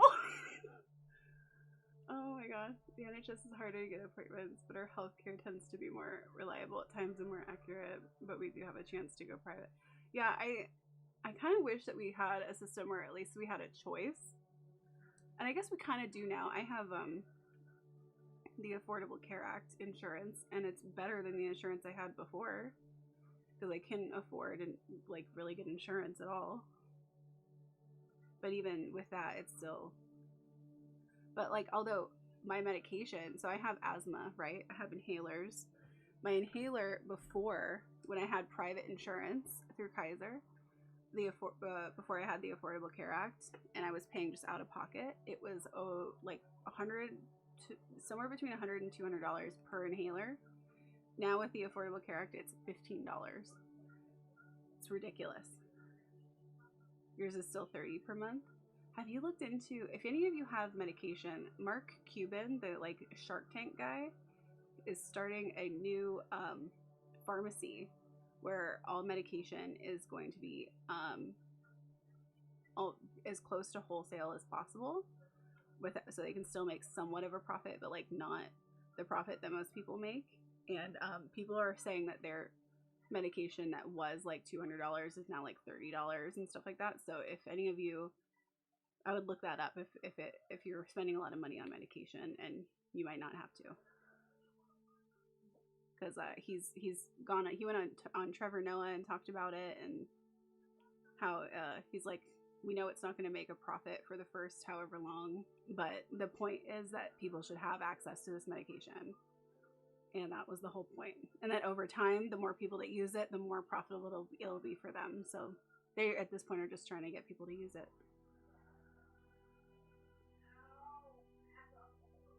They even dared to give minimal points because of my absence from school, but like I still scored 90 to 100 from tests.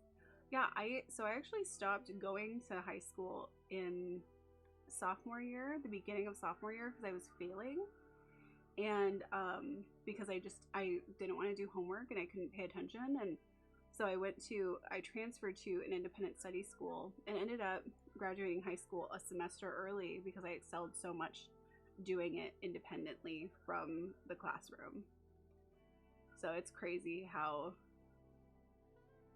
you know, we need to have that kind of stuff available for people, or at least have a education system where you could, I think that personally, I think we should have an education system that you take tests to figure out what style you learn best in, because like I'm a visual learner and a hands-on learner, but if I can't like read, I guess that would be a visual learner, but like I can't read something and absorb it. It's not going to happen. So I feel like you should be tested for the ways that you learn best, and then have teachers that are teaching in those ways for the classes, and then that's how they do school. I think that's how it should be done, but I guess they don't. It would take a lot of work, I guess, to reform our education and everything else that needs to be reformed in our country. I dropped out when I turned 16, which back then was a legal age to drop out, yeah.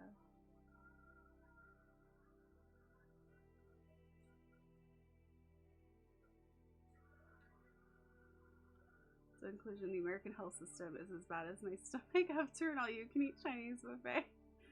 Schools don't understand that some people hate being around people. Yeah.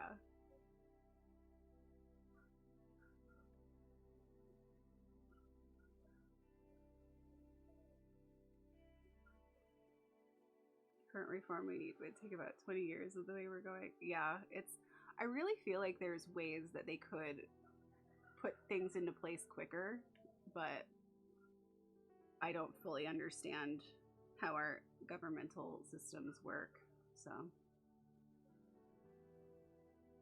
And I think they keep it that way for a reason.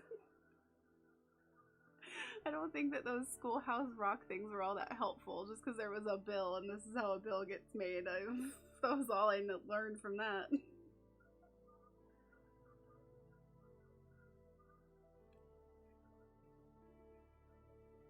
If you would like a reading, you can type your birthday, month, and year in the chat and your question, or if you want a general reading. And if you've already done a reading, just let me know if you have any other questions you want to ask. Thankfully, you live in Finland. Nice. Be retired, which in Finland means I can still earn from my art while still being guaranteed payment. Oh my god. Finland for the win. Finland. Ugh. So are you one of those, so in Finland, is that one of the countries that has like a guaranteed income type of thing going on? Or maybe it's just for some people, or for, because I know that some countries do something along that line. Really, it's just a matter of, I think, getting people, yeah, if you don't have a job, they pay you. See, like, I think what a lot of people in America have a problem with is separating yourself from the idea of humans should do this to what would be most beneficial for humans already living and living in the future. Because all that they view the world, a lot of people view the world, is that there's in order to have something, you have to sacrifice something. You can't just have it and then, like, who's gonna do that, right? Who's gonna pay for that? Who's gonna create that? Who's whatever. But like, we also have an extreme wealth divide, and that's who should be paying for it. You shouldn't be able to even make that much money in general. Any other country than ours for the win, to be honest, right?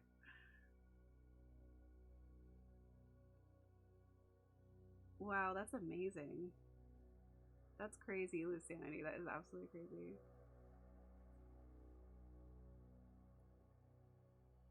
you refuse to up taxes to fund that. Yeah. Well, you know, the way I view things, because I have a lot of, depression and anxiety about how the world goes, but I keep telling myself, look at how our generation and the younger generation are all thinking and moving forward and talking about things in ways that we've never had before, where people would just be like, don't talk about religion and politics. It's not good. It's not good. It's like, sometimes it's really good though. Like, we should know about these things. That's how, you keep it, when you stop talking about it is when you stop learning. It's when you stop knowing. So I think that the way that our generation is talking about things and shaping things is showing how we're going to change things in the future.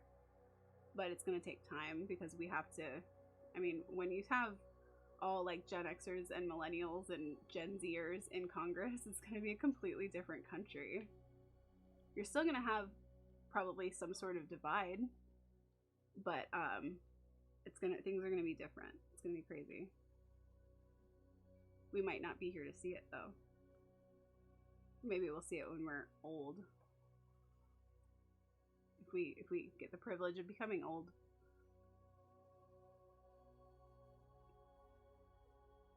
Everyone has an outrage.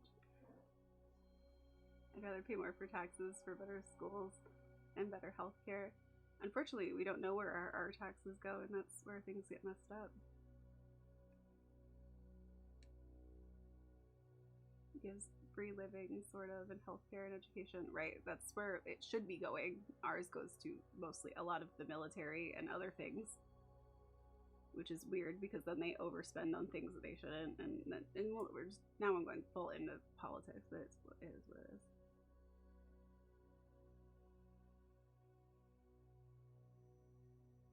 Yeah, we have to wait for them to ascend. We do.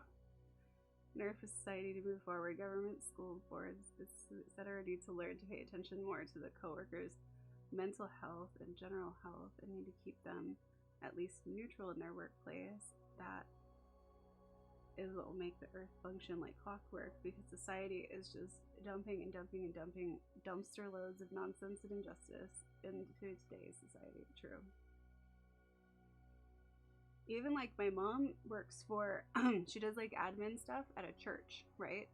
And even at that church, they're changing all this stuff because they don't really have as much money coming in to pay for more workers. And so they're just dumping a bunch of stuff onto like everybody else who is already working on stuff. And so nothing can get done properly. And I'm like, this is what's happening at businesses, because they don't want to pay for more employees. So they keep dumping way too much stuff on other people, and then they can't do their jobs properly, and then everybody's just overly stressed out, and none of it makes any sense. They've actually said that part of the reason, and I've heard this on the news, that part of the reason that our inflation is so bad is because too many people have jobs, but they're not getting paid enough for those jobs. How can too many people having jobs be what's tanking our economy? That doesn't make any sense. Is it too many people have jobs, but they have 3 jobs at a time? It doesn't make sense. The way Finland does it is like a kind of sarcasm. The prison system is like, we ain't gonna pay your stuff when you get out, so take free education during your sentence so you can pay us taxes later. Hey. Honestly, we do have a little bit of that in our country, but I don't think it's common, I think it depends on where you're at if you're imprisoned. Because we also have a lot of corporate owned prisons, which is weird and disgusting, and I didn't even know about until like 10 years ago. It's weird. A lot of them are owned by the military, and they like do work for the military. It's weird.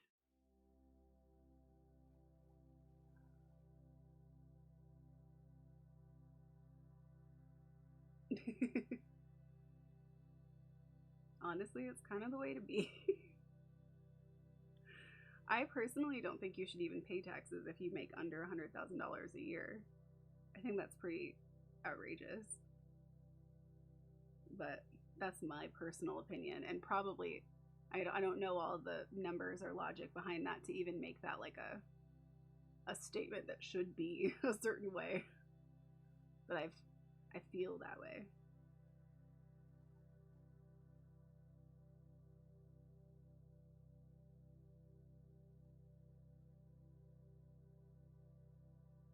Yeah, work for small business owners or work for myself. That's what I do. I've worked for myself and done freelance for most of my life. And while I've done that, I've done other things like worked for other people or done freelance or had to get like side jobs.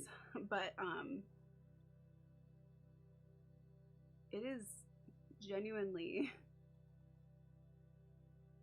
soul crushing to work at a lot of these jobs. I don't blame people for it.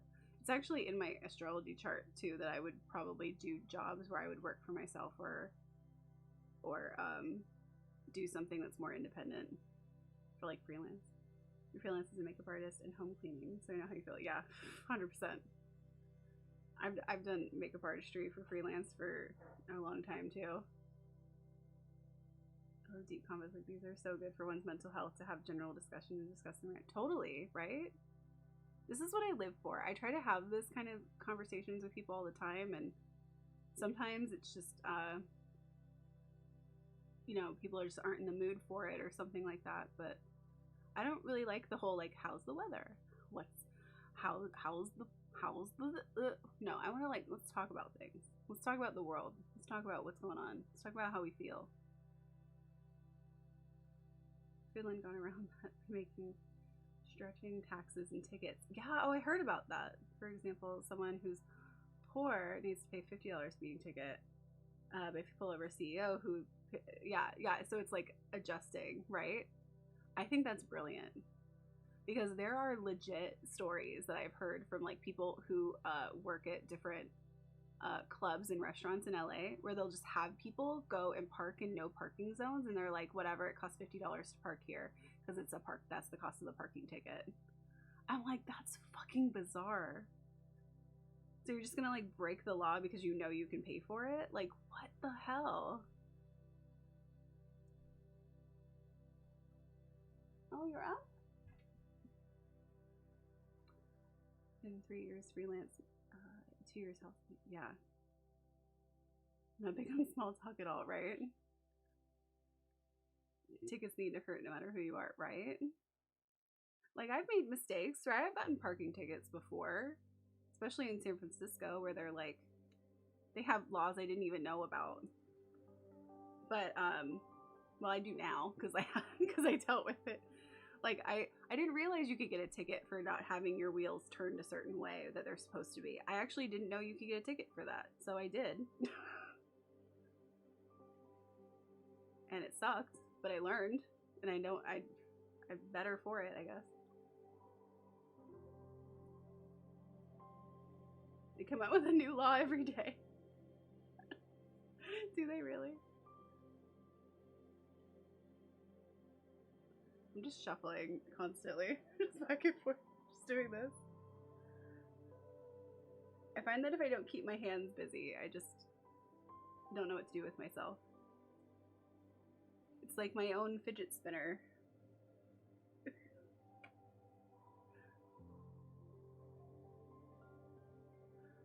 So I'll just say it again in case there's anybody new watching. If you would like a reading, you just type your birthday, month, and year in the chat and your question, or if you want a general reading.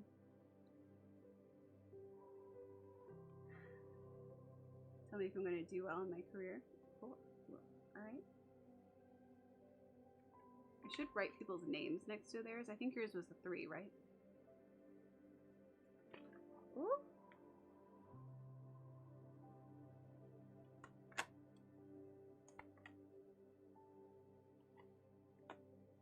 6, I thought. That was Michael's.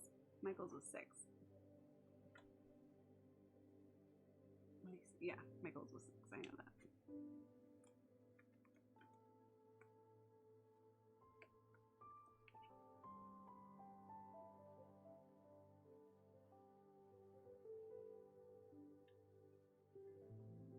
I'm gonna need more. I'm gonna need more information than that. That's not enough information for me. I'm pulling 6 anyway because I need more information.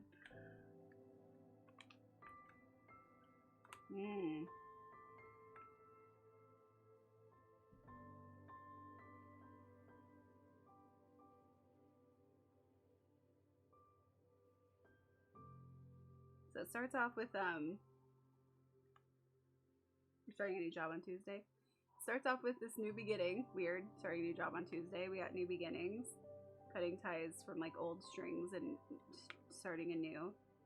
But we'll have this like feeling of like needing to move on from things, and that grief that comes with like needing to let go of something that you might not want to. And around that is some mental anguish. Feeling like, did I make the right decision? But then we also have our Princess of Swords, who's like, hey honey, look at this from an objective standpoint. Look at this with logic. Because then we have the Queen of Pentacles, who's working on, she's steady, she's self-reliant, she's building, she's working on craft, she's building skill. And then we have the Six of Pentacles, which is generosity and receiving more than you expected, receiving more abundance than what you thought was possible. So working past the fears that you have with it, I think is the key. Because it can be like, for instance, for me, doing this, what I'm doing right now with you guys, was a huge difference from what I was doing before. Before I was a photographer, and I'm not gonna say like I'm not that, because I am still a photographer, and I'm not gonna ever like lose the things that I do. But before the pandemic, I was a full-time photographer and I was a nanny. Those were the two things I did. I lost my nanny job because they weren't taking COVID seriously, and I have asthma, and I was like, I can't take the risk, so I had to quit.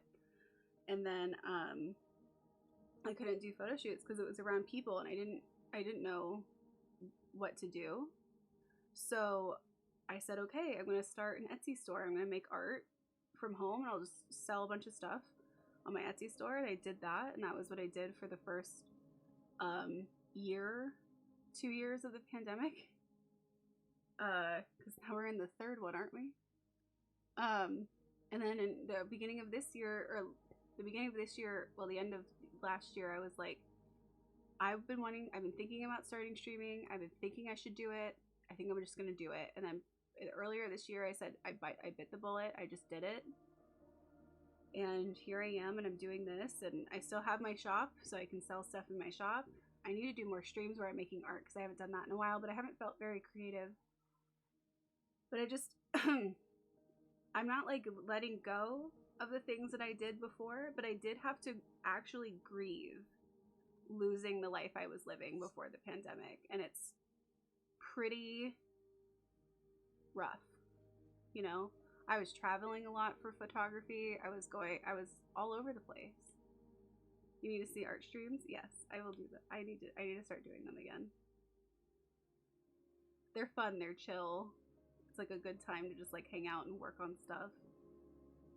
I feel like a weird person, but COVID didn't affect me much. But then again, I work on PC and play games in PC. Yeah, I mean, I feel like COVID didn't affect me as much with my like personality. You know what I mean? Like, I'm already a more introverted person. However, I was also doing drag and performing in drag before the pandemic.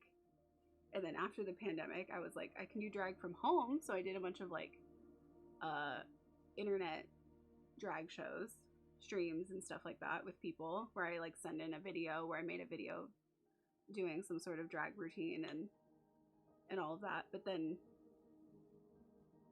now I just do it on streams. But I do miss being around those people in that community, because it's such a loving, wonderful community that I'm part of, and I don't really get to see them. But I also am developing a whole new community, and I love that. So yeah, when one door closes, another opens. Yeah, for sure. I see some earrings that are calling to me. That's so sweet. Thank you. I like that it also posted the shop thing like while I was probably talking about it. I didn't even see that. I like tune out the MooBot stuff where it's like paste things periodically. I don't even see them anymore. Everyone can work on their ish as a community for sure. Yeah, it's like one of those like work streams type of thing. And with that, I get to like talk about random things with people too, which is always fun. A friend always tells me to get in drag. Apparently, they would love to see how I would look. It's fun, but I've also seen people. Well, I mean, everybody has bad drag when you first start. Although these days, a lot of them don't because everybody feels like since there's so many good drag queens on like Drag Race or whatever, they don't want to be a bad drag queen from the beginning, or what we call a booger drag queen. So they'll like practice as much at home as possible before they'll go out. If I showed you some of my early drag looks, I mean, they're not that bad, but they're not good. Especially my first one, but I won't even look at it. It's real bad. I spent like a year just learning how to do the makeup and then figuring out like how I wanted to look on my face. I was on TikTok and I chose to revert back to drinking. I was an alcoholic before being forced to be a bartender. Oh, now I'm struggling to recover again as an alcoholic. I grew up with addicts. My mom is a recovering addict, and I feel for you 100%. I know just how hard that is, and I know that like using any sort of like drug or alcohol is a form of self-medicating when you're dealing with certain medical or mental stuff as well. So just close your eyes and so I totally understand, and I just I'm sending you lots of love because I know how hard that can be. It's like you have to switch one addiction to another, and in order to do that, you have to like change your whole coping skills. And I already have like I have a food addiction. I love food, and it's really hard to even deal with that, let alone anything else. Oh, that's rough. I'm so sorry to hear that. I have to go to bed since I have a super early day tomorrow. No problem, Kugachu. Thank you so much for being here. You're so sweet. I'm so glad that you have come into this community. It makes me smile every time I see you come here. So thank you for being here. I hope you have a good day. Sorry, it should be 2020 because of COVID. I was unemployed. Job teaching. Which is something crazy for me because I'm so shy. So to think I have to speak every day in front of students is crazy, but streaming definitely helped me gain confidence in that. Yeah. You know, actually, one of my cousins, she hardly ever talks. She like is not a talker. She's known in the family for being the one who's not going to talk much. But she now teaches kids art and loves it. And none of us expected that because she's just so quiet. But weirdly, like sometimes teaching, I think is like a thing that not only that, but also the streaming, like you said, helps you really gain that confidence to be able to talk to people.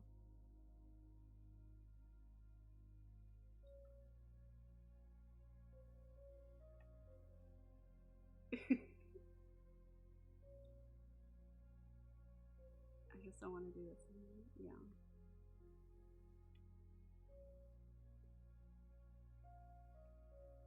You know, I understand addiction from more specifically from an outside perspective just because I've grown up with it so much, but I don't know the turmoil that you feel on the inside any more than I have just from like how I battle with things with food. But I know it's so much stronger when it's like an addictive substance. And I wish I could say more, but I just want you to know that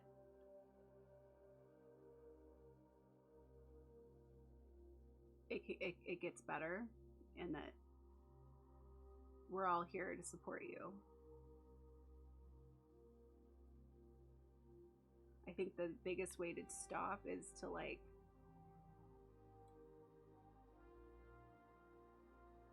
well, I mean, everyone's different. My mom was able to stop cold turkey, but then it transferred to other addictions. So like she stopped what she was into doing the most, and it transferred to alcohol, and then and then that had to stop, and so it transferred to eating, and then it's like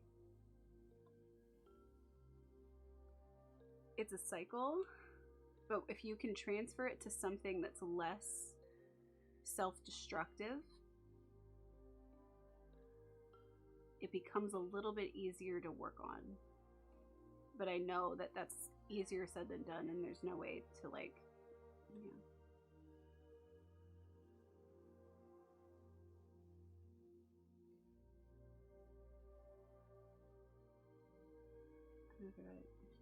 General addiction to be addicted to things. If I start drinking, I have a hard time stopping. If I get weed, I have a hard time stopping. If I drink too much coffee, I have a hard time. Yeah.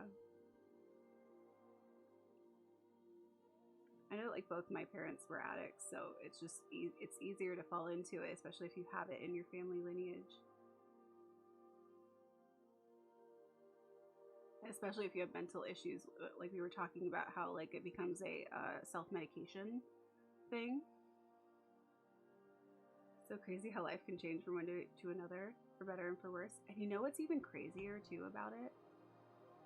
Because I don't know, I tried to say this last night, but it wasn't coming out as like as much as in the right way that I wanted to. But life just keeps going. Like I'm 33 now, and it's been like most of my 30s and almost all of my 30s in a pandemic where I just didn't get to do things that I thought I was going to do. And I'm looking at life and I'm realizing, wow, life just continues. It just keeps going. Even if you didn't, you know, like I had this whole mentality that like you being a certain age, being young or whatever was the most important thing, and to get everything done as soon as when you're younger and everything. And it's like, no, like life just keeps going. Once you hit a certain age, your life doesn't end. Just because you're like in your 30s doesn't mean you're not an important person, or you're not gonna like.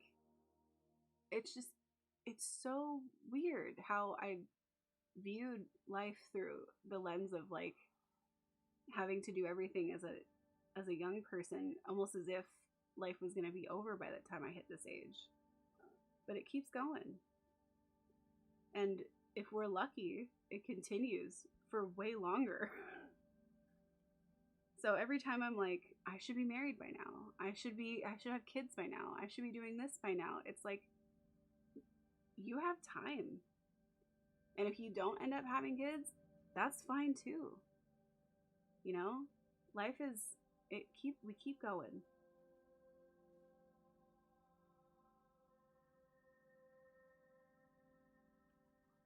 Wow. That killed her at 44. Wow.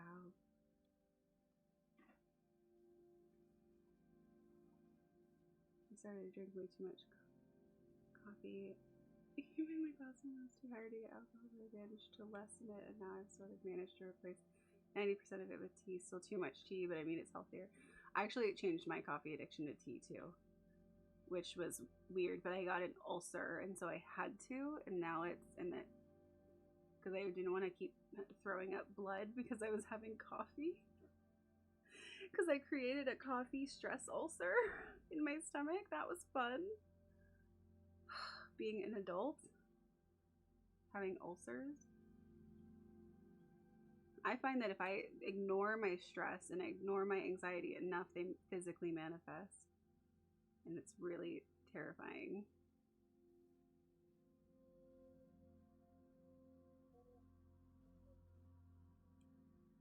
It's okay, Lady Scott. I'm glad that, you know, This is probably one of those streams where it's the most appropriate place to unload, because we need a place to work on things sometimes, and when we're playing a video game or something, it's not really a good time. But we're talking about life, and this is the time to talk about it, you know? I wish I could offer you more, and that's the part where I'm like, my heart like is like a, you know what I mean? Like, I wish I could give you something, but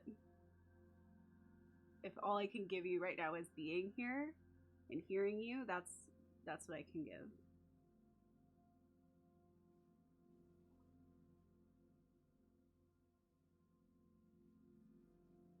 Oh, Ethan, you're so sweet. You see the whole standard people should be married with kids before 30, that knows me so freaking much. And you know what's helpful in that too is finding out just how many people my age haven't done any of that either. It really helps me to know that, like, because they used to be like, oh, well, by the time you hit a certain age, there's going to be nobody on the market. And it's like, actually, there is a ton of people, because we're not subscribing to the same, you have to live this certain way type of thing. And that helps me a lot mentally.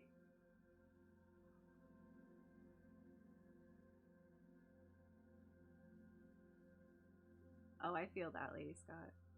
You have more time than that, though. You honestly have as much time as you want to have. And I know that seems weird, but you do. You have as much time as you want to have. Because you are not her.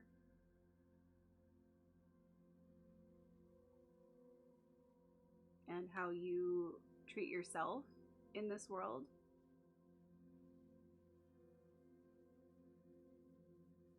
it can change.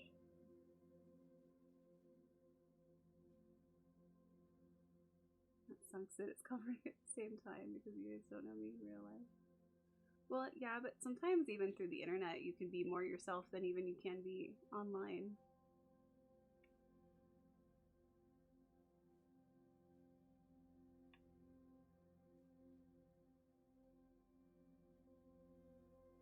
It doesn't help. I hated my whole life until 20 before I finally got to doing better. These things will stay with you for a while. Yeah. I will say though, and I don't know if this helps anyone, because I don't know what your beliefs are around like spiritual or like spirits or people who pass over. But my grandparents passed over. Both my grandma passed over this year in March, and then my grandpa a few years ago. And I've connected with both of them, and what I've found is that when you pass on, you realize that a lot of the things you cared about weren't necessary. There's this sense of peace in knowing that what you thought was important wasn't, and what is important, like, just the perspective changes. Like, so for instance, my grandparents were like really big on, don't mess up anything in the house, everything is, you know, I mean, they were 2 steps away from having plastic on the furniture. They didn't have it, but they were like, if you mess that up, you're in trouble. You know, like, it was whatever. Among many other different perspectives of like, I grew up hearing my grandpa say, like, you know, artists don't make money. So I started to feel like I could never make money as an artist, because he would always say stuff like that or whatever else. And weirdly, what I've gotten since they've passed is that, like, my grandpa's actually like relayed to me that, like, if I would have known the full spectrum of what you were actually doing, I would have supported it way more. And I think that that's crazy, because it really, like, when you pass on, you develop a different like a perspective that helps you see things more for what they really are. And so for anybody that has passed on for any reason, they're not over there thinking that they ruin things or that they're in anguish. They're more likely over there thinking, like, I didn't have to do it that way, and I hope that they don't do it that way either.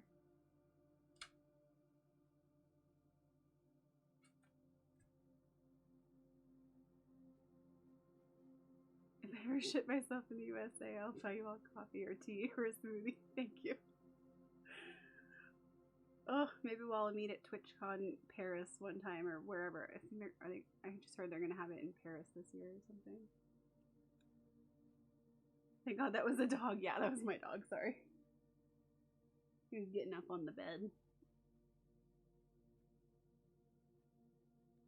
He's getting really old. He's like 16, and he has kidney disease and arthritis, and I really feel for him because I had the realization that he's not going to get better, and that makes me really upset, obviously, because he's like my baby.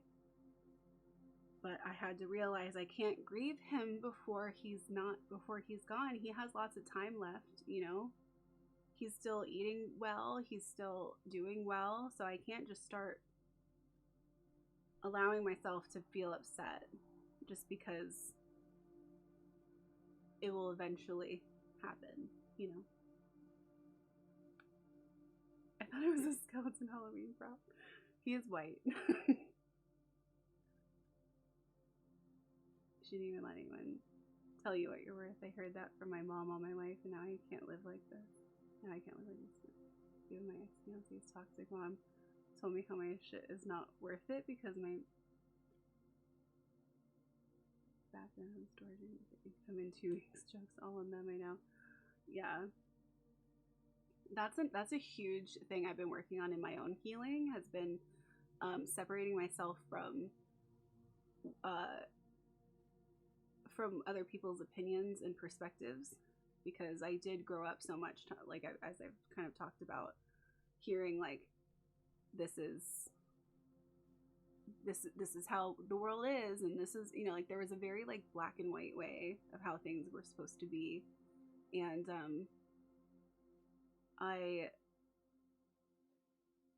it's taken a lot to move away from that perspective and realize that there's way more than one way to be, and that just because they don't understand it doesn't mean that it's not valid.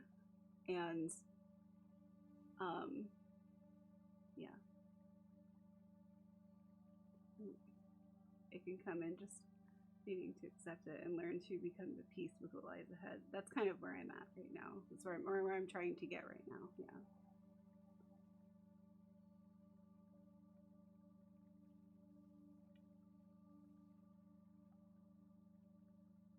Oh my gosh, that's crazy, lady.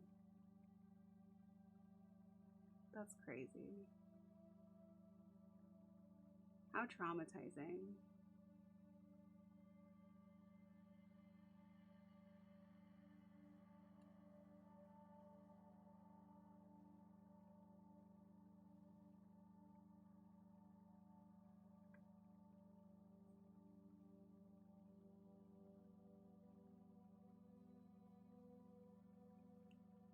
It's crazy too how called you and told you that it's so inconsiderate, like you said.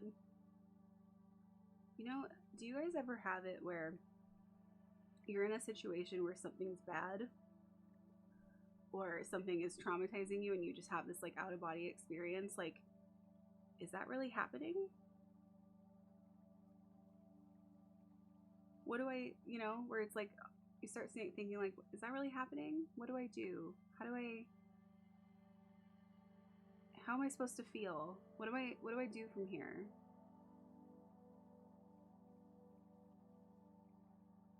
It's like you disassociating, basically. See if we can reconsider the date. And she asked why. I said, because it's my birthday, right?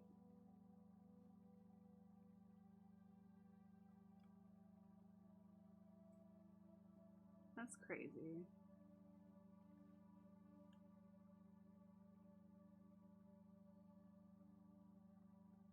I've been working on a lot of like family, like healing family trauma type stuff too, and it sucks because you really do have to just understand that they are who they are, and either I choose to interact with them as people or I choose to disconnect from them. But if I do interact with them as people, I have to focus on how I feel in myself before I can even really interact with them, because otherwise I can easily get caught up in the emotion of the trauma that I've had from them that I'm still working through, you know. And for a lot of people, it's just better to just cut them off completely.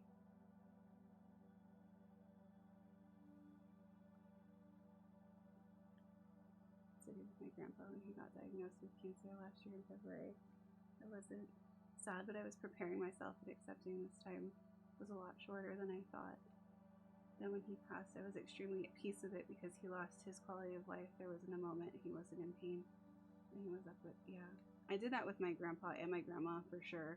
And I was thankful for that time in between because I was able to like ask questions or just be around them when I knew that they didn't really have much time left, and it does cause more peace. It was gonna be odd. I already told my dad, but my mom wasn't the best, but I guess also not the worst. But sometimes I think if she even cares, because I was going to send her a payment for stuff that she made me because she's a dressmaker, and I checked the info like, when the F did you get married? She got married and you didn't know? Oh my god, that's crazy. That sounds like something my dad would do. My dad left when I was 5, and he moved like the next town over and started immediately dating my stepmom, who he was somebody he worked with, and he had been like emotionally cheating with the whole time. Not the whole time, but for a while. And then they moved in together, and then they got married, and then they moved like an hour away from me, and then they moved like 3 hours away from me. And when he moved 3 hours away from me, he built his own house, and he had my half sister and my half brother at the time, and they were building a house from scratch, like literally ground up, floor plans and everything. And I was walking around, and I was a teenager, I think, at the time.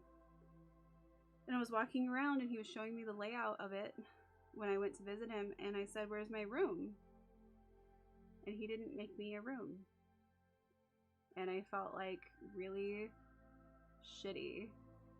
Like, oh, you don't even care about me enough to make me a room. And I get like that he maybe didn't want to spend the money to make a whole other room or whatever, to have even just a guest room that I could have slept in, but like, yeah. And it really showed me a lot. And then the thing I've been working on a lot with healing with my parents has been to release the expectations of what they could have been, you know? Like, I wanted him to be the family, I wanted him to be the dad that would call me every week and be involved in my life, and he just was never that person, and he's never going to be that person. And it's to the point where if we do have a relationship, it's usually him saying, "Hey, we should chat soon," and I'll be like, "Okay," and then I have to make time for it, and I have to call him and make all the effort. And if I do talk to him, it's like maybe a couple times a year or once a year, really. And yeah. And eventually you have to realize that the potential of what you thought that person, whether it's your parent or whoever it is in your life, could have been, is not what they really have, is not what they're going to be, you know? But releasing that expectation can be really helpful in just accepting that they are who they are and who they present themselves as. You good, blah blah? Family's gonna be odd. I can't believe you didn't know. Like, that's crazy that your mom didn't tell you she got married. That is crazy. At least like send a text, you know? An email, something. A letter. They could have definitely switched the dates, but they didn't care, right? You would think that people would be more considerate of that, but when people aren't considerate or they aren't empathetic, or they aren't You know, when they don't do that work, it's because of a problem with them and not anything to do with you. It is because of their problems with recognizing things in themselves. They're just doing what's best for them. And unfortunately, that can really hurt other people. When I tell you my Nana broke my entire family with just 5 words right before she was about to get carried into the hearse. She held his hand one last time, weeping, and said, "I'm really gonna miss you." Oh my God.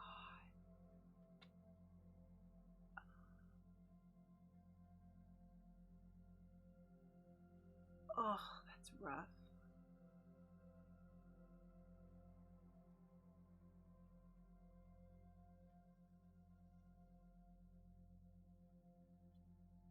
She makes it worse when you've lost the other parent. Yeah.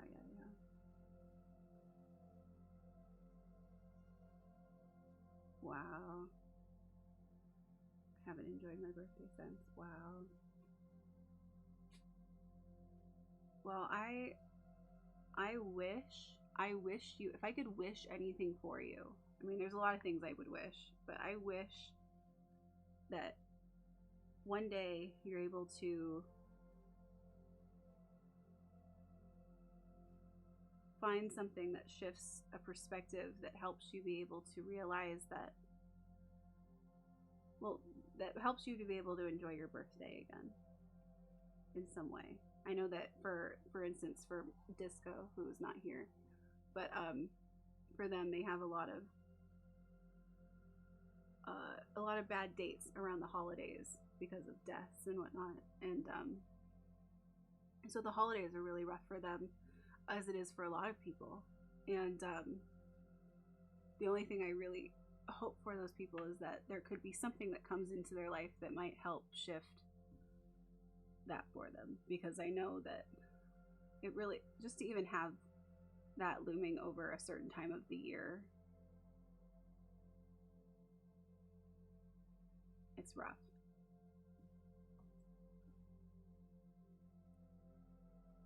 I feel like my whole family is together without me included. I haven't heard from aunts or uncles in 10 years. My brother has a wife and 4 kids, and my mom is always in contact with them, and all I ever hear about is them, and the one time she dares to call me a year.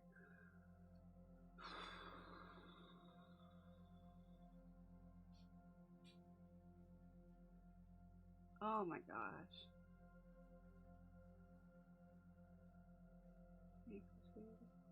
I wish, I mean, there's so many things that I would wish for everyone here, but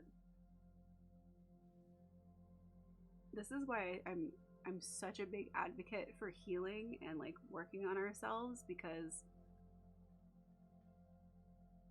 so many people don't do it, or they don't think they need to do it, or grew up around people who told them that like therapy was bullshit or something like that. And there are a lot of bad therapists out there. There is a lot of bad therapy. There's a lot of bad things in general out there, but even a lot of bad spiritual gurus and whatnot who are just trying to like sell you things or whatever, or they have bad information or bad intentions. But healing is so important, because as we work on ourselves, we do help heal our generational problems, our generational trauma, our lives, and we also help prevent that from happening in the future.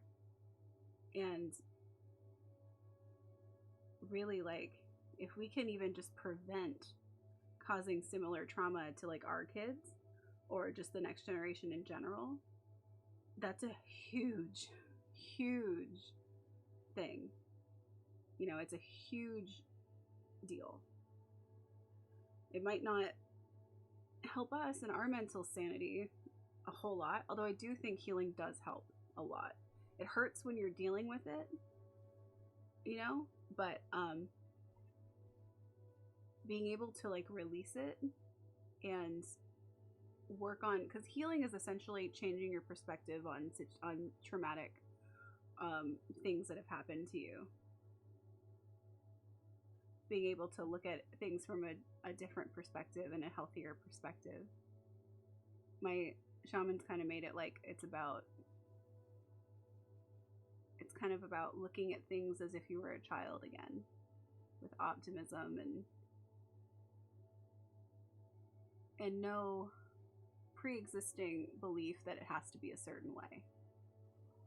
And it's hard to do that. It's really hard to get to that point, but it is a journey worth taking.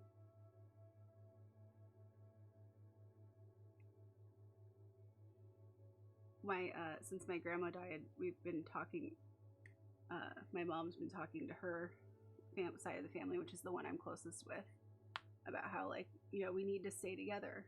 We need to keep doing things together and hanging out with each other and having events together. And it's sure as hell not going to happen as much as it used to or has been. But it is nice to see them at least talk about and want to try to do that, you know? Because as I'm seeing here, I know a lot of you are going through just having a full disconnect from any of family. However, I will say that if I were to lose all of my family, I would hope that I would then later achieve the perspective of, I'm going to create my own family, and I can have that family be any way I want it to be. Just like my mom always talks about how she hates tradition because she was always made to do things growing up, and so I've tried to create new traditions with her, where, you know, like for instance, for Christmas we go drive around and just look at Christmas lights. We'll get like some hot chocolate, or we'll go to dinner and then we'll drive around and look at Christmas lights, and that's our tradition, and it's easy for us to do, and it's something we enjoy, and it's time to spend together, and to get to do that with somebody that you love is a good way to push things into a direction of creating a family that you want, you know? Because there's certainly a lot of things that my family does that I don't like or don't want to do or don't even agree with.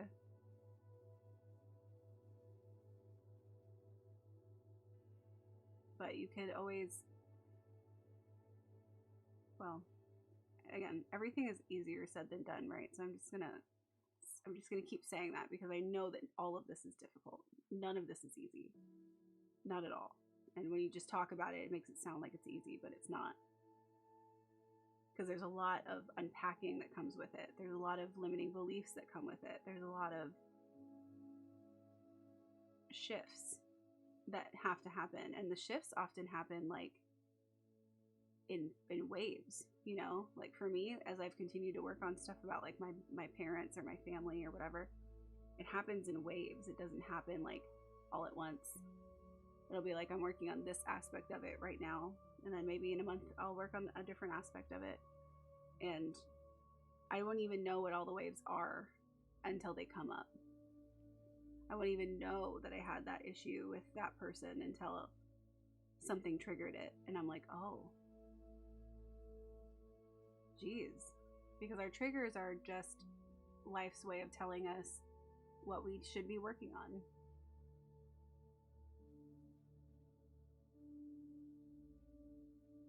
Advisors try to guide me in the right direction. It seems to just stir up more trauma.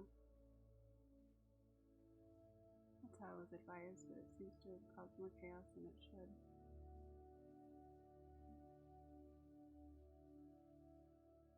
This movie better be easier now. We got time to play. Gave us something once and a half a year because he has to take care of kids, and kids take a lot of time too. To a point that feels so distant. Like we're brothers, but at the same time we feel like we don't know each other anymore. Is your brother close enough that you could go see them, or are they like further away? I don't speak to part of my relatives on my mother's side, as one of my aunts tried to steal one of my late man's belongings during her wake. Oh my god. One of those. Attacked both my mother and aunt and got her husband to square up to my grandpa, who was just widowed. Oh my god. My grandpa was very unkind to my mother over the last year or two. He's always been hard to work with. My name keeps saying. He's always rude to my mother over the years, but that's when my mother stepped for herself and stopped trying. Yeah. keep traditions up to this day. I don't think anything will make me not love Christmas lights, even though I feel numb and down the inside when I'm looking at them, right? I still try to enjoy the 5% I can. Yeah, just like the little things about it. The little instances of joy are really all we should focus on. It's hard to find it though, especially if there's so much trauma around it. Jessica's karma caught up with her and her sweet shop got closed. I don't know why. Oh no.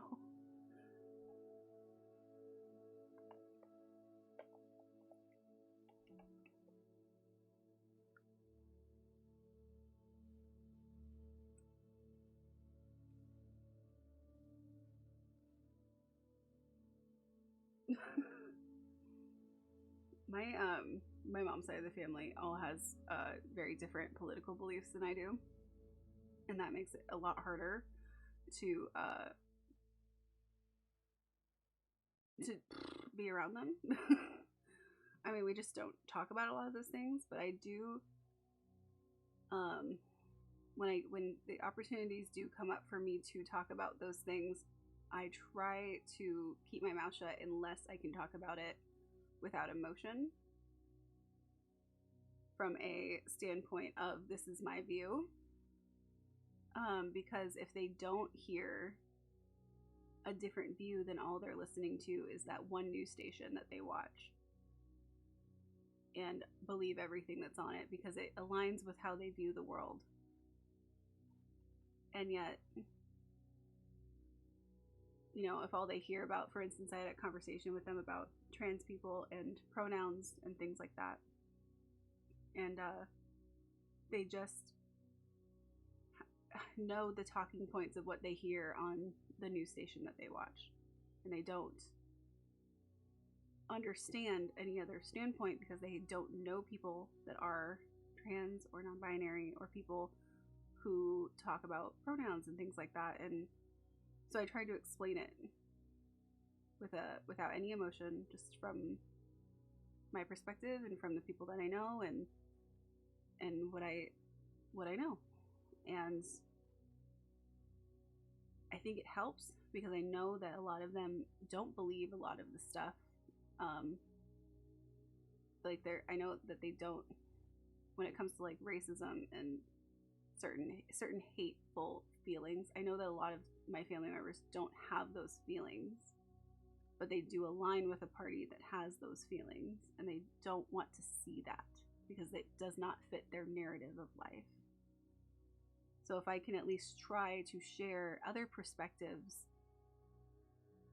on the things that they're hearing about, to show them how to be a little bit more compassionate about those things that they might not know anything about, then that is a win for me, because I know I can't change their minds, but I can at least try to get them to think a little bit about it in a different way.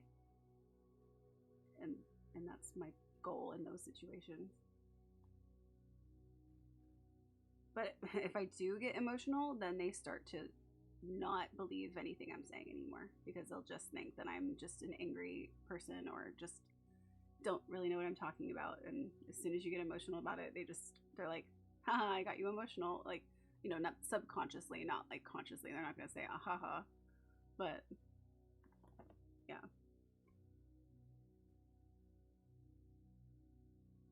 Oh, they use that word in front of your children? That's unacceptable. That is absolutely unacceptable.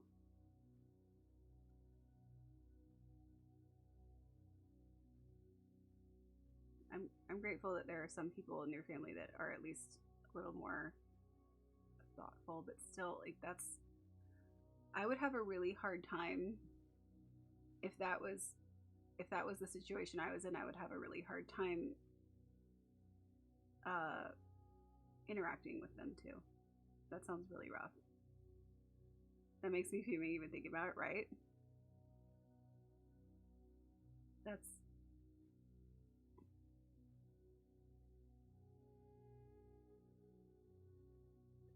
I mean, I don't know where I actually don't remember where you're, you said you're from Chicago, but I don't know where your whole family is from, but I know that there are a lot of parts of our country that are way more openly racist than where I live, which is in California, where there are still people like that, but they're way more passive aggressive about it, where they won't say those words, but they will imply as much as possible, and it is just as bad. But I at least try to call it out. Well, I do call it out, but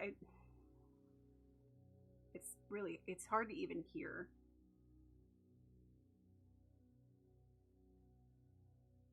Yeah, melting pot for sure.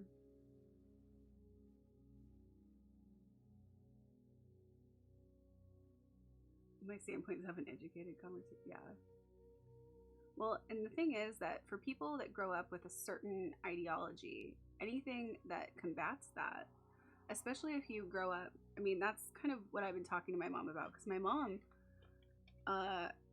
did not care about politics whatsoever until the pandemic happened, and she saw how I don't even want to say his name, how the former president dealt with COVID. And she was like, what is happening? How is this our president? How can he talk like that? And then she started getting into like, how did my family vote for this guy? How did they like all of that? What is happening? And I was like, yeah, this is what I've been saying for years now. I'm glad that you're finally aware. And she was like, I can't believe this. This is crazy. And I was like, yeah. And so even today, she has a really hard time with the fact that they do align with a lot of those ideas, because it's just so unbelievable to her that they could feel or align with those things.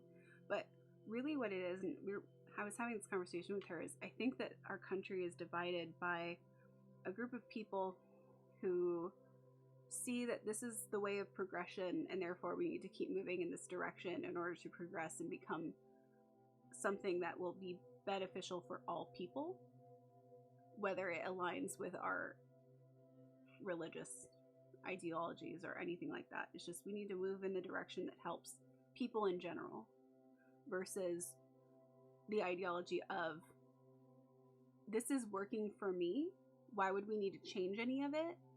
I don't want to change it. You're going to make it worse. Because if it's going to get better for some people, it's going to get worse for me, because especially if you grow up in Christianity, which I have personally, you grow up with this mentality of there is no good without bad. There is no positive without a sacrifice. You know, he died on the cross for our sins. It's that whole thing. And so the mentality is very like black and white. There cannot be this positive progression change without without losing something. And what they're not looking at is the fact that it is no longer about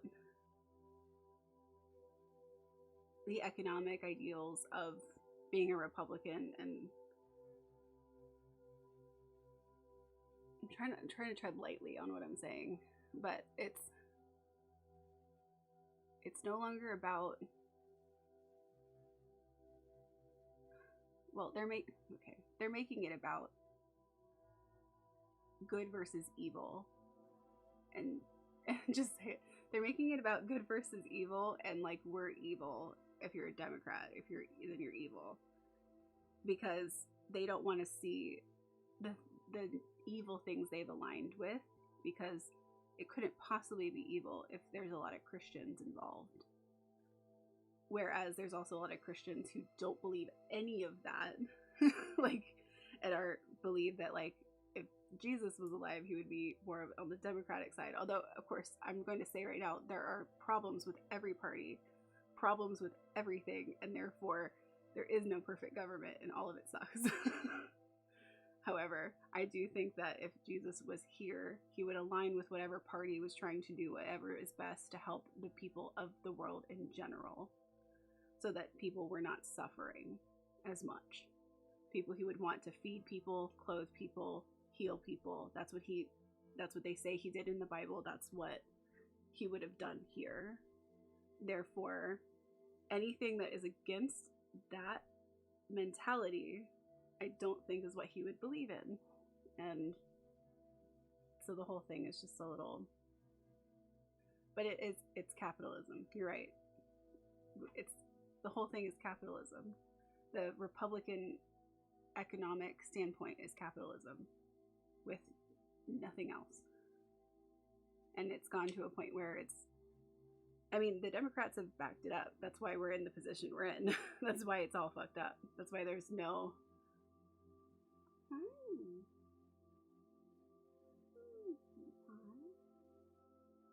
My dog's like, come to bed. I get called out a lot for my beliefs. I'm not a Republican, I'm not a Democrat. I just believe in what I believe in, which is what I agree Sky Daddy would agree. Sky Daddy. I like that. So someone trying to justify their racism with it was meant to be this way. My ancestors built it like, oh my god. I was like, oh my god. My grandma was really, wow. Yeah. I just watched a thing where this guy went to like one of the most racist towns in America, and people really do believe some of the most heinous things because it's all they've ever known. It's all that the people around them talk about. It's all that they grew up being indoctrinated into. And so it's normal for them.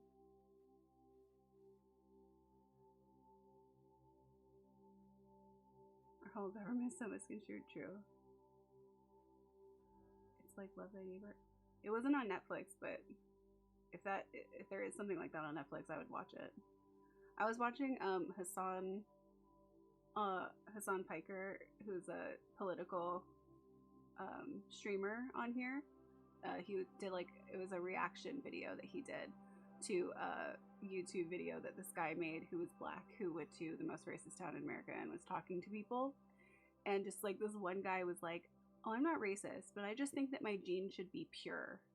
And I'm like, that's eugenics, bro. What do you mean pure? I was like not expecting that like at all. I was not expecting him to just go fully into like the pure thing at all. I was like, whoa. Look up Love Thy Neighbor. It'll make your blood boil. Okay, I will. There was a 90s documentary I watched about skinheads that was on, I think, Hulu or something like that. I gotta find the name of it. But it was, since I grew up in California and I live in the Bay Area, it's a huge melting pot of people. I did not, and also because I'm white, I did not know just how bad it was. And I've learned a lot more since, obviously, but to see them talk about how they purposefully go to schools to find kids that are being ignored by their parents, to try to recruit them to become white supremacists, to then teach them about Hitler and how Hitler was all that. I can't.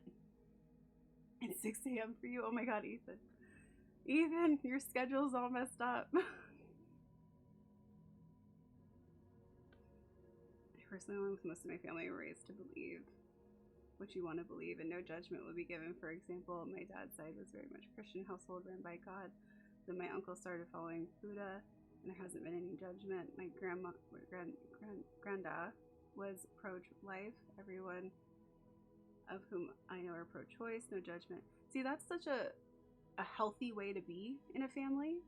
I grew up with this idea that if I believed anything differently from my family, I was going to be ostracized. And I'm slowly realizing that's not true. However, I still have a lot of things like doing tarot and things like that they would probably think I was being extremely misguided for doing, because they know nothing about it and they've only ever heard that it was evil. But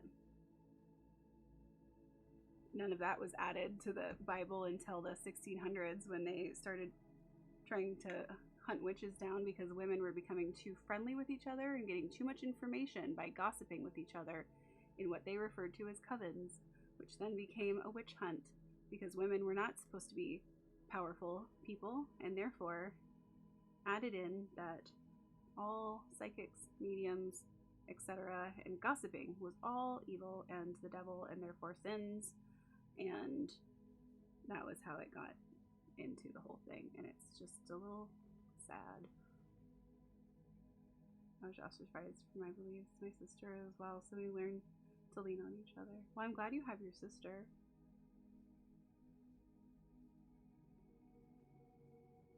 Chicago during immigration was a huge melting pot and still is. Such a dark history. I really wish that our history classes in school were more than what they were, because I remember just having to like learn a bunch of dates about things I didn't give two shits about, but they really could have taught things in ways that were so much more intriguing. Because when I got to like college, I took a history course there, and they did like a docu-series. They showed like a bunch of news clips and docu-series that they had put together over the last, basically doing a decade each week, because we had 10 weeks. We were doing quarters at my school because I went for graphic design, and I learned so much in those 10 weeks because it was taught in a way that I could interact with, that I understood, and that like I was really intrigued by. And I wish that I would have learned about history more in that way. Even just like there's videos where people are like, oh, peasants during the 1600s, a day in their life might have looked like this.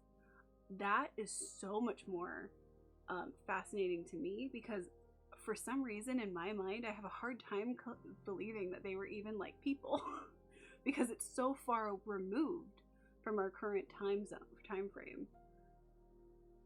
So even like, so learning about history is fascinating, and I wish that I would have learned more in school, but at least I can learn more now. That's cool.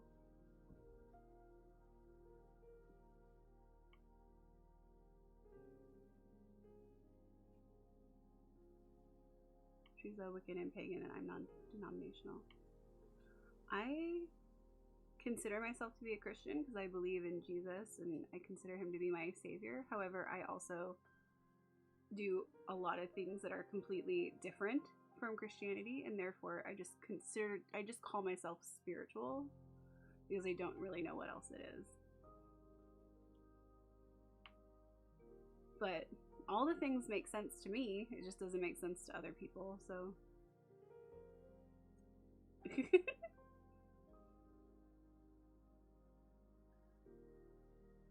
not me accidentally sending that you don't have a specific belief. That one? Or a different one?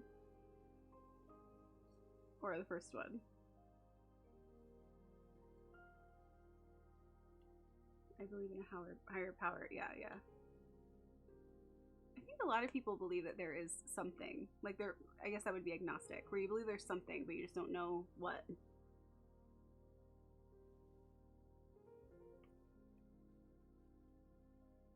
I certainly don't believe in all the things that Christians have done to overtake or colonize the world or try to just all of that. Ugh.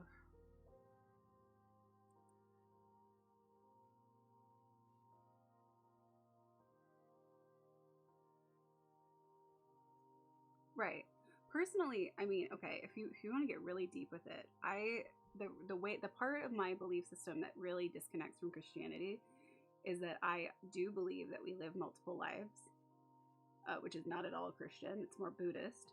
And I do believe that all religions are essentially the same, and that we're all praying to the same thing, and that over time, different places have just called things different things, and it's become its own, like, people have made different things into different religions. However, it's really all always just been one thing, and that we're all just doing the same thing, but in slightly different ways. But that's just my opinion. And I know there's a lot of people that completely disagree with that. And my mom completely disagrees with it. I tried to explain it to her. She was like, what? No, not at all. And I'm like, okay. Yeah, so it really, just having a higher power in general, right? I believe in a soul, but not Christianity or any other religion for that. Yeah. I think a lot of people, I mean, especially when you look at the religions and what they have done with what people have, because my problem with all religions is what people have done to them. It's people that, to me, are the problem, not necessarily like God, you know, because we don't really even know all of it. But like, to ignore the fact that people over history have altered the Bible or have done this or that, like, it's just stupid. People are 100% the problem. Exactly. People are the problem. People are the ones who are making other people feel ostracized or feel bad about themselves or feel like they can't. It's just people.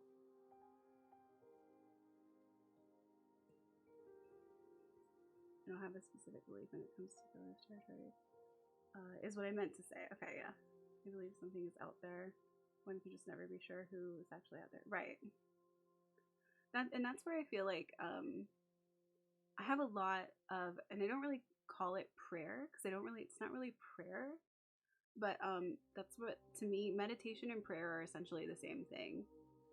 Prayer is like the Christian version of meditation or the Catholic or whatever, you know, version of meditation, because meditation is essentially sitting with a higher power to share or discuss or receive information. I believe in science. Energy has to go somewhere upon death. Yes. And that's where I think the coolest thing about like energy healing stuff and all of that is, because it is backed up by science. we are energetic beings. It has to go somewhere. Where does it go? You know, that's science. So that has to go somewhere. Energy cannot be destroyed. It can only be transferred. Therefore, where does it go? So do we then become new life forms? Do we go to a certain place? Do we, you know, what happens? Do we become part of the earth? I don't know. Do we become trees? Who knows? So it makes sense to me too. In that mentality of it. I think I do have this underlying idea of faith that there's just going to be a lot of things I don't know, and that's okay. And I know for a lot of people, they don't feel that way. They feel like they need to know, and therefore it's not okay to not know. But I think because of how I grew up, having that faith is okay for me. But there's also a lot of stuff that I do want to know. I do want to know, you know, how these things got formed and why people believe what they do. And I'm a very curious person. I believe it's based on, weirdly enough, drugs. I was watching you the documentaries because I thought curious connection how everyone saw the exact same thing, which is incredibly close to what people who can do deep meditation have seen. So I have believed in spiritual immortality and being reborn. Yeah. And it's crazy because, so I don't, I grew up not doing drugs because from a young age, my mom told me about her drug addiction, and therefore I didn't do anything. The only thing I did was drinking at a young age of, like, you know, as a teenager a little bit with my friends. And then eventually I got kind of sick of that. When I was 23, I smoked weed for the first time, and I wasn't really into it because I have asthma and it really affects my lungs negatively. But now as an adult, and the fact that it's legal here, I use edibles just to like relax at night because I have such high anxiety. But I do feel like it really helps you get into a meditative state, which is really, really cool because it helps you feel like you can connect even more. And that is one thing that I think is really cool. But you have to, like, you know, use it in a way that's not going to mess you up somehow. Shrooms in a proper dose is the same as well. Yeah, I wanted to try it for that reason, but I haven't done that. But eventually I probably will. But I've always been very careful because I don't want to unlock some sort of extreme addiction thing that's going to start spiraling into something I can't control. So I always keep that in the back of my head. I love how progressive society is now to be able to hear out others and their beliefs and what they stand for. Living in Northern Ireland has taken quite a long time to get to this point.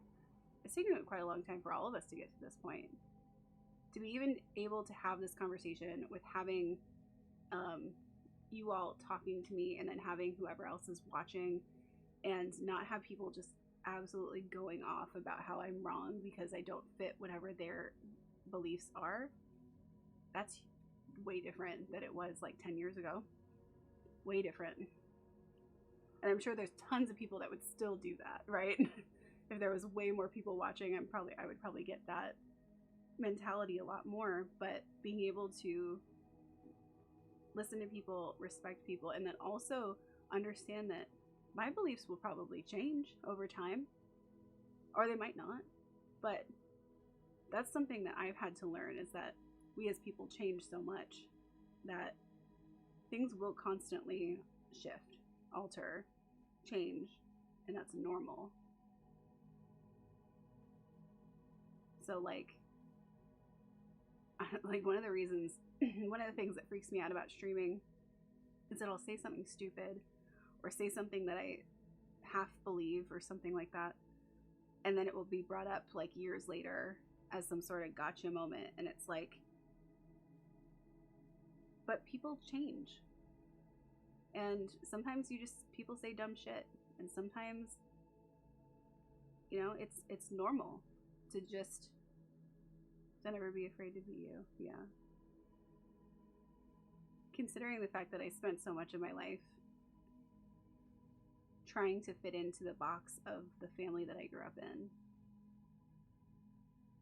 I said it earlier during the Reiki part, but I was like talking about how I felt like I had one foot in a box and one foot out of the box, and I was trying to run down the street with a box on my foot, trying to make it work, because I was trying so hard to continue to stay in their box of how they view things, and also trying to do my own thing, and that it just doesn't work.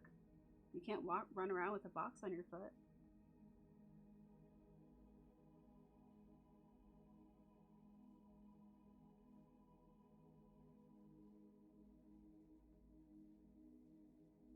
I'll tell you about my first shroom trip in detail another day.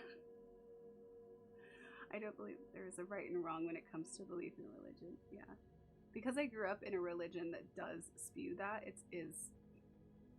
I'm glad that you grew up in a family that didn't have that mentality, because it is really limiting and it is hard to dismantle, but I am dismantling it. I believe that there are facts when it comes to actual historical events, but with myths, religions, and beliefs, if you believe in something and you think it is right for you as a human being, then it is right. Yeah, I think that's the other thing that's gotten really misconstrued over the past how long has it been? 6 years? Has been the whole what is fact and what is real, because there's so much oh, that's fake news, that's this, that's that, and it's like, is it?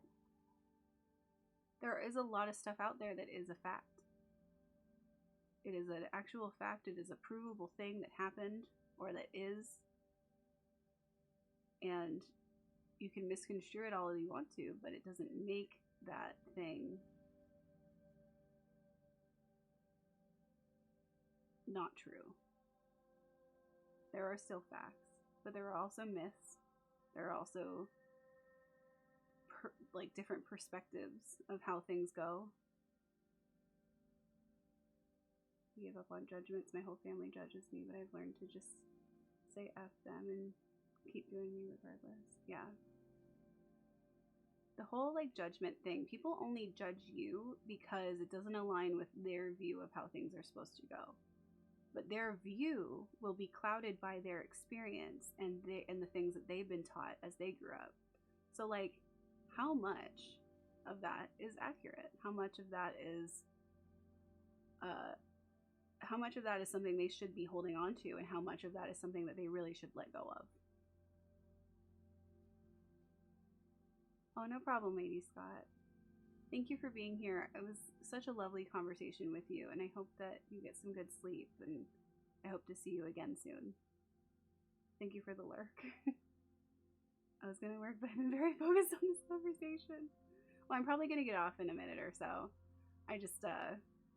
But I'm glad that we were able to have this fun conversation. I was expecting to do like tarot readings the whole time, so this has been really different than I thought it was gonna be, but it's awesome.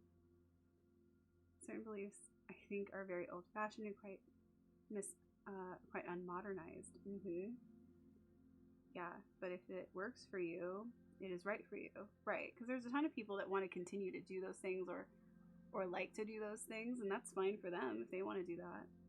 But to expect other people to do it is it's the expectation aspect of it that's wrong. Like, you can't just expect people to live a certain way because you feel that way. Yeah, just don't make everyone around you have to believe it as well. Exactly. We all have our views and we all have our opinions. Who is to say that there's an overall right and wrong? Totally. That makes exact sense. Yeah, that makes perfect sense. It's crazy. Well, thank you guys all for being here and having this lovely conversation with me. Thank you for the follow. Thank you so much. I will do another one of these probably around the full moon. If it becomes a popular thing, then we could start doing it more often too. But I really enjoyed having these conversations with you, and I really enjoyed all of it. You've been looking for a bit. Oh, thank you so much. Oh, I'm so glad you're intrigued. Thank you for being here. So yeah, I mean, usually I do a lot of other stuff, like streaming games and I'll stream my art, making art and stuff. Oh, we know each other. Oh, I love it. But today I was like, the new moon's coming up. I want to do some tarot readings. I want to do some Reiki. I want to do something to like ground myself with other people. And then it turned into this lovely conversation that we've been having, which has been just absolutely wonderful. So thank you all for participating in it or just being here and listening. Should I raid someone? It feels weird to even raid someone in this point because it's such a different type of stream.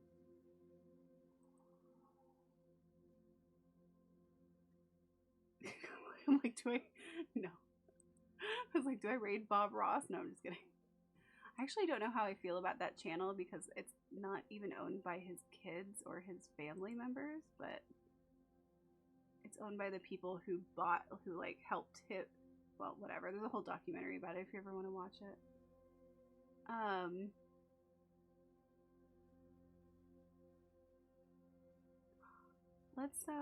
Let's raid Miss Refry because it's her birthday, and we'll go see. Oh, it's okay. You love the concept of the stream. Oh, cool.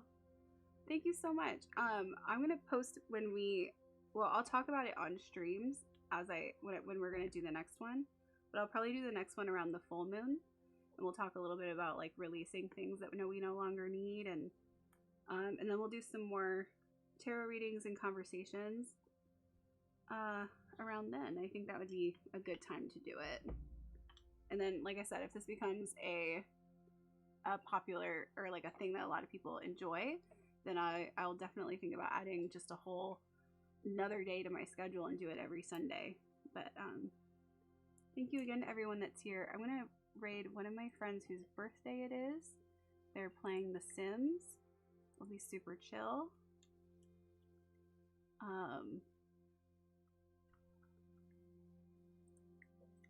And thank you again for being here. Oh my gosh, you guys are so cute. I had such a nice time just discussing having a rationalized and respectful conversation. It's so refreshing and eye-opening to hear others' views. Yeah, totally, right? It is. And that's what I love about it too. And I think that there needs to be more of this kind of stuff. So I'm glad that we were able to do that today. I love it. I'm so excited. Okay, here's a little raid message if you want to go to the raid or not. You don't have to. It's totally up to you. Here is the Discord if you want to join, just for any alerts about like when I'm going to have another one of these, or for whenever I do stream. So everyone have a good night. I hope that you sleep well. I'll be back streaming on Tuesday for our 100 baby challenge that we do in The Sims. And I'll see you guys later. Thank you again. Love you. Oh, I have to start the raid. Hold on. Let me do that now. Bam. Okay, there we go. All right. Bye, everybody.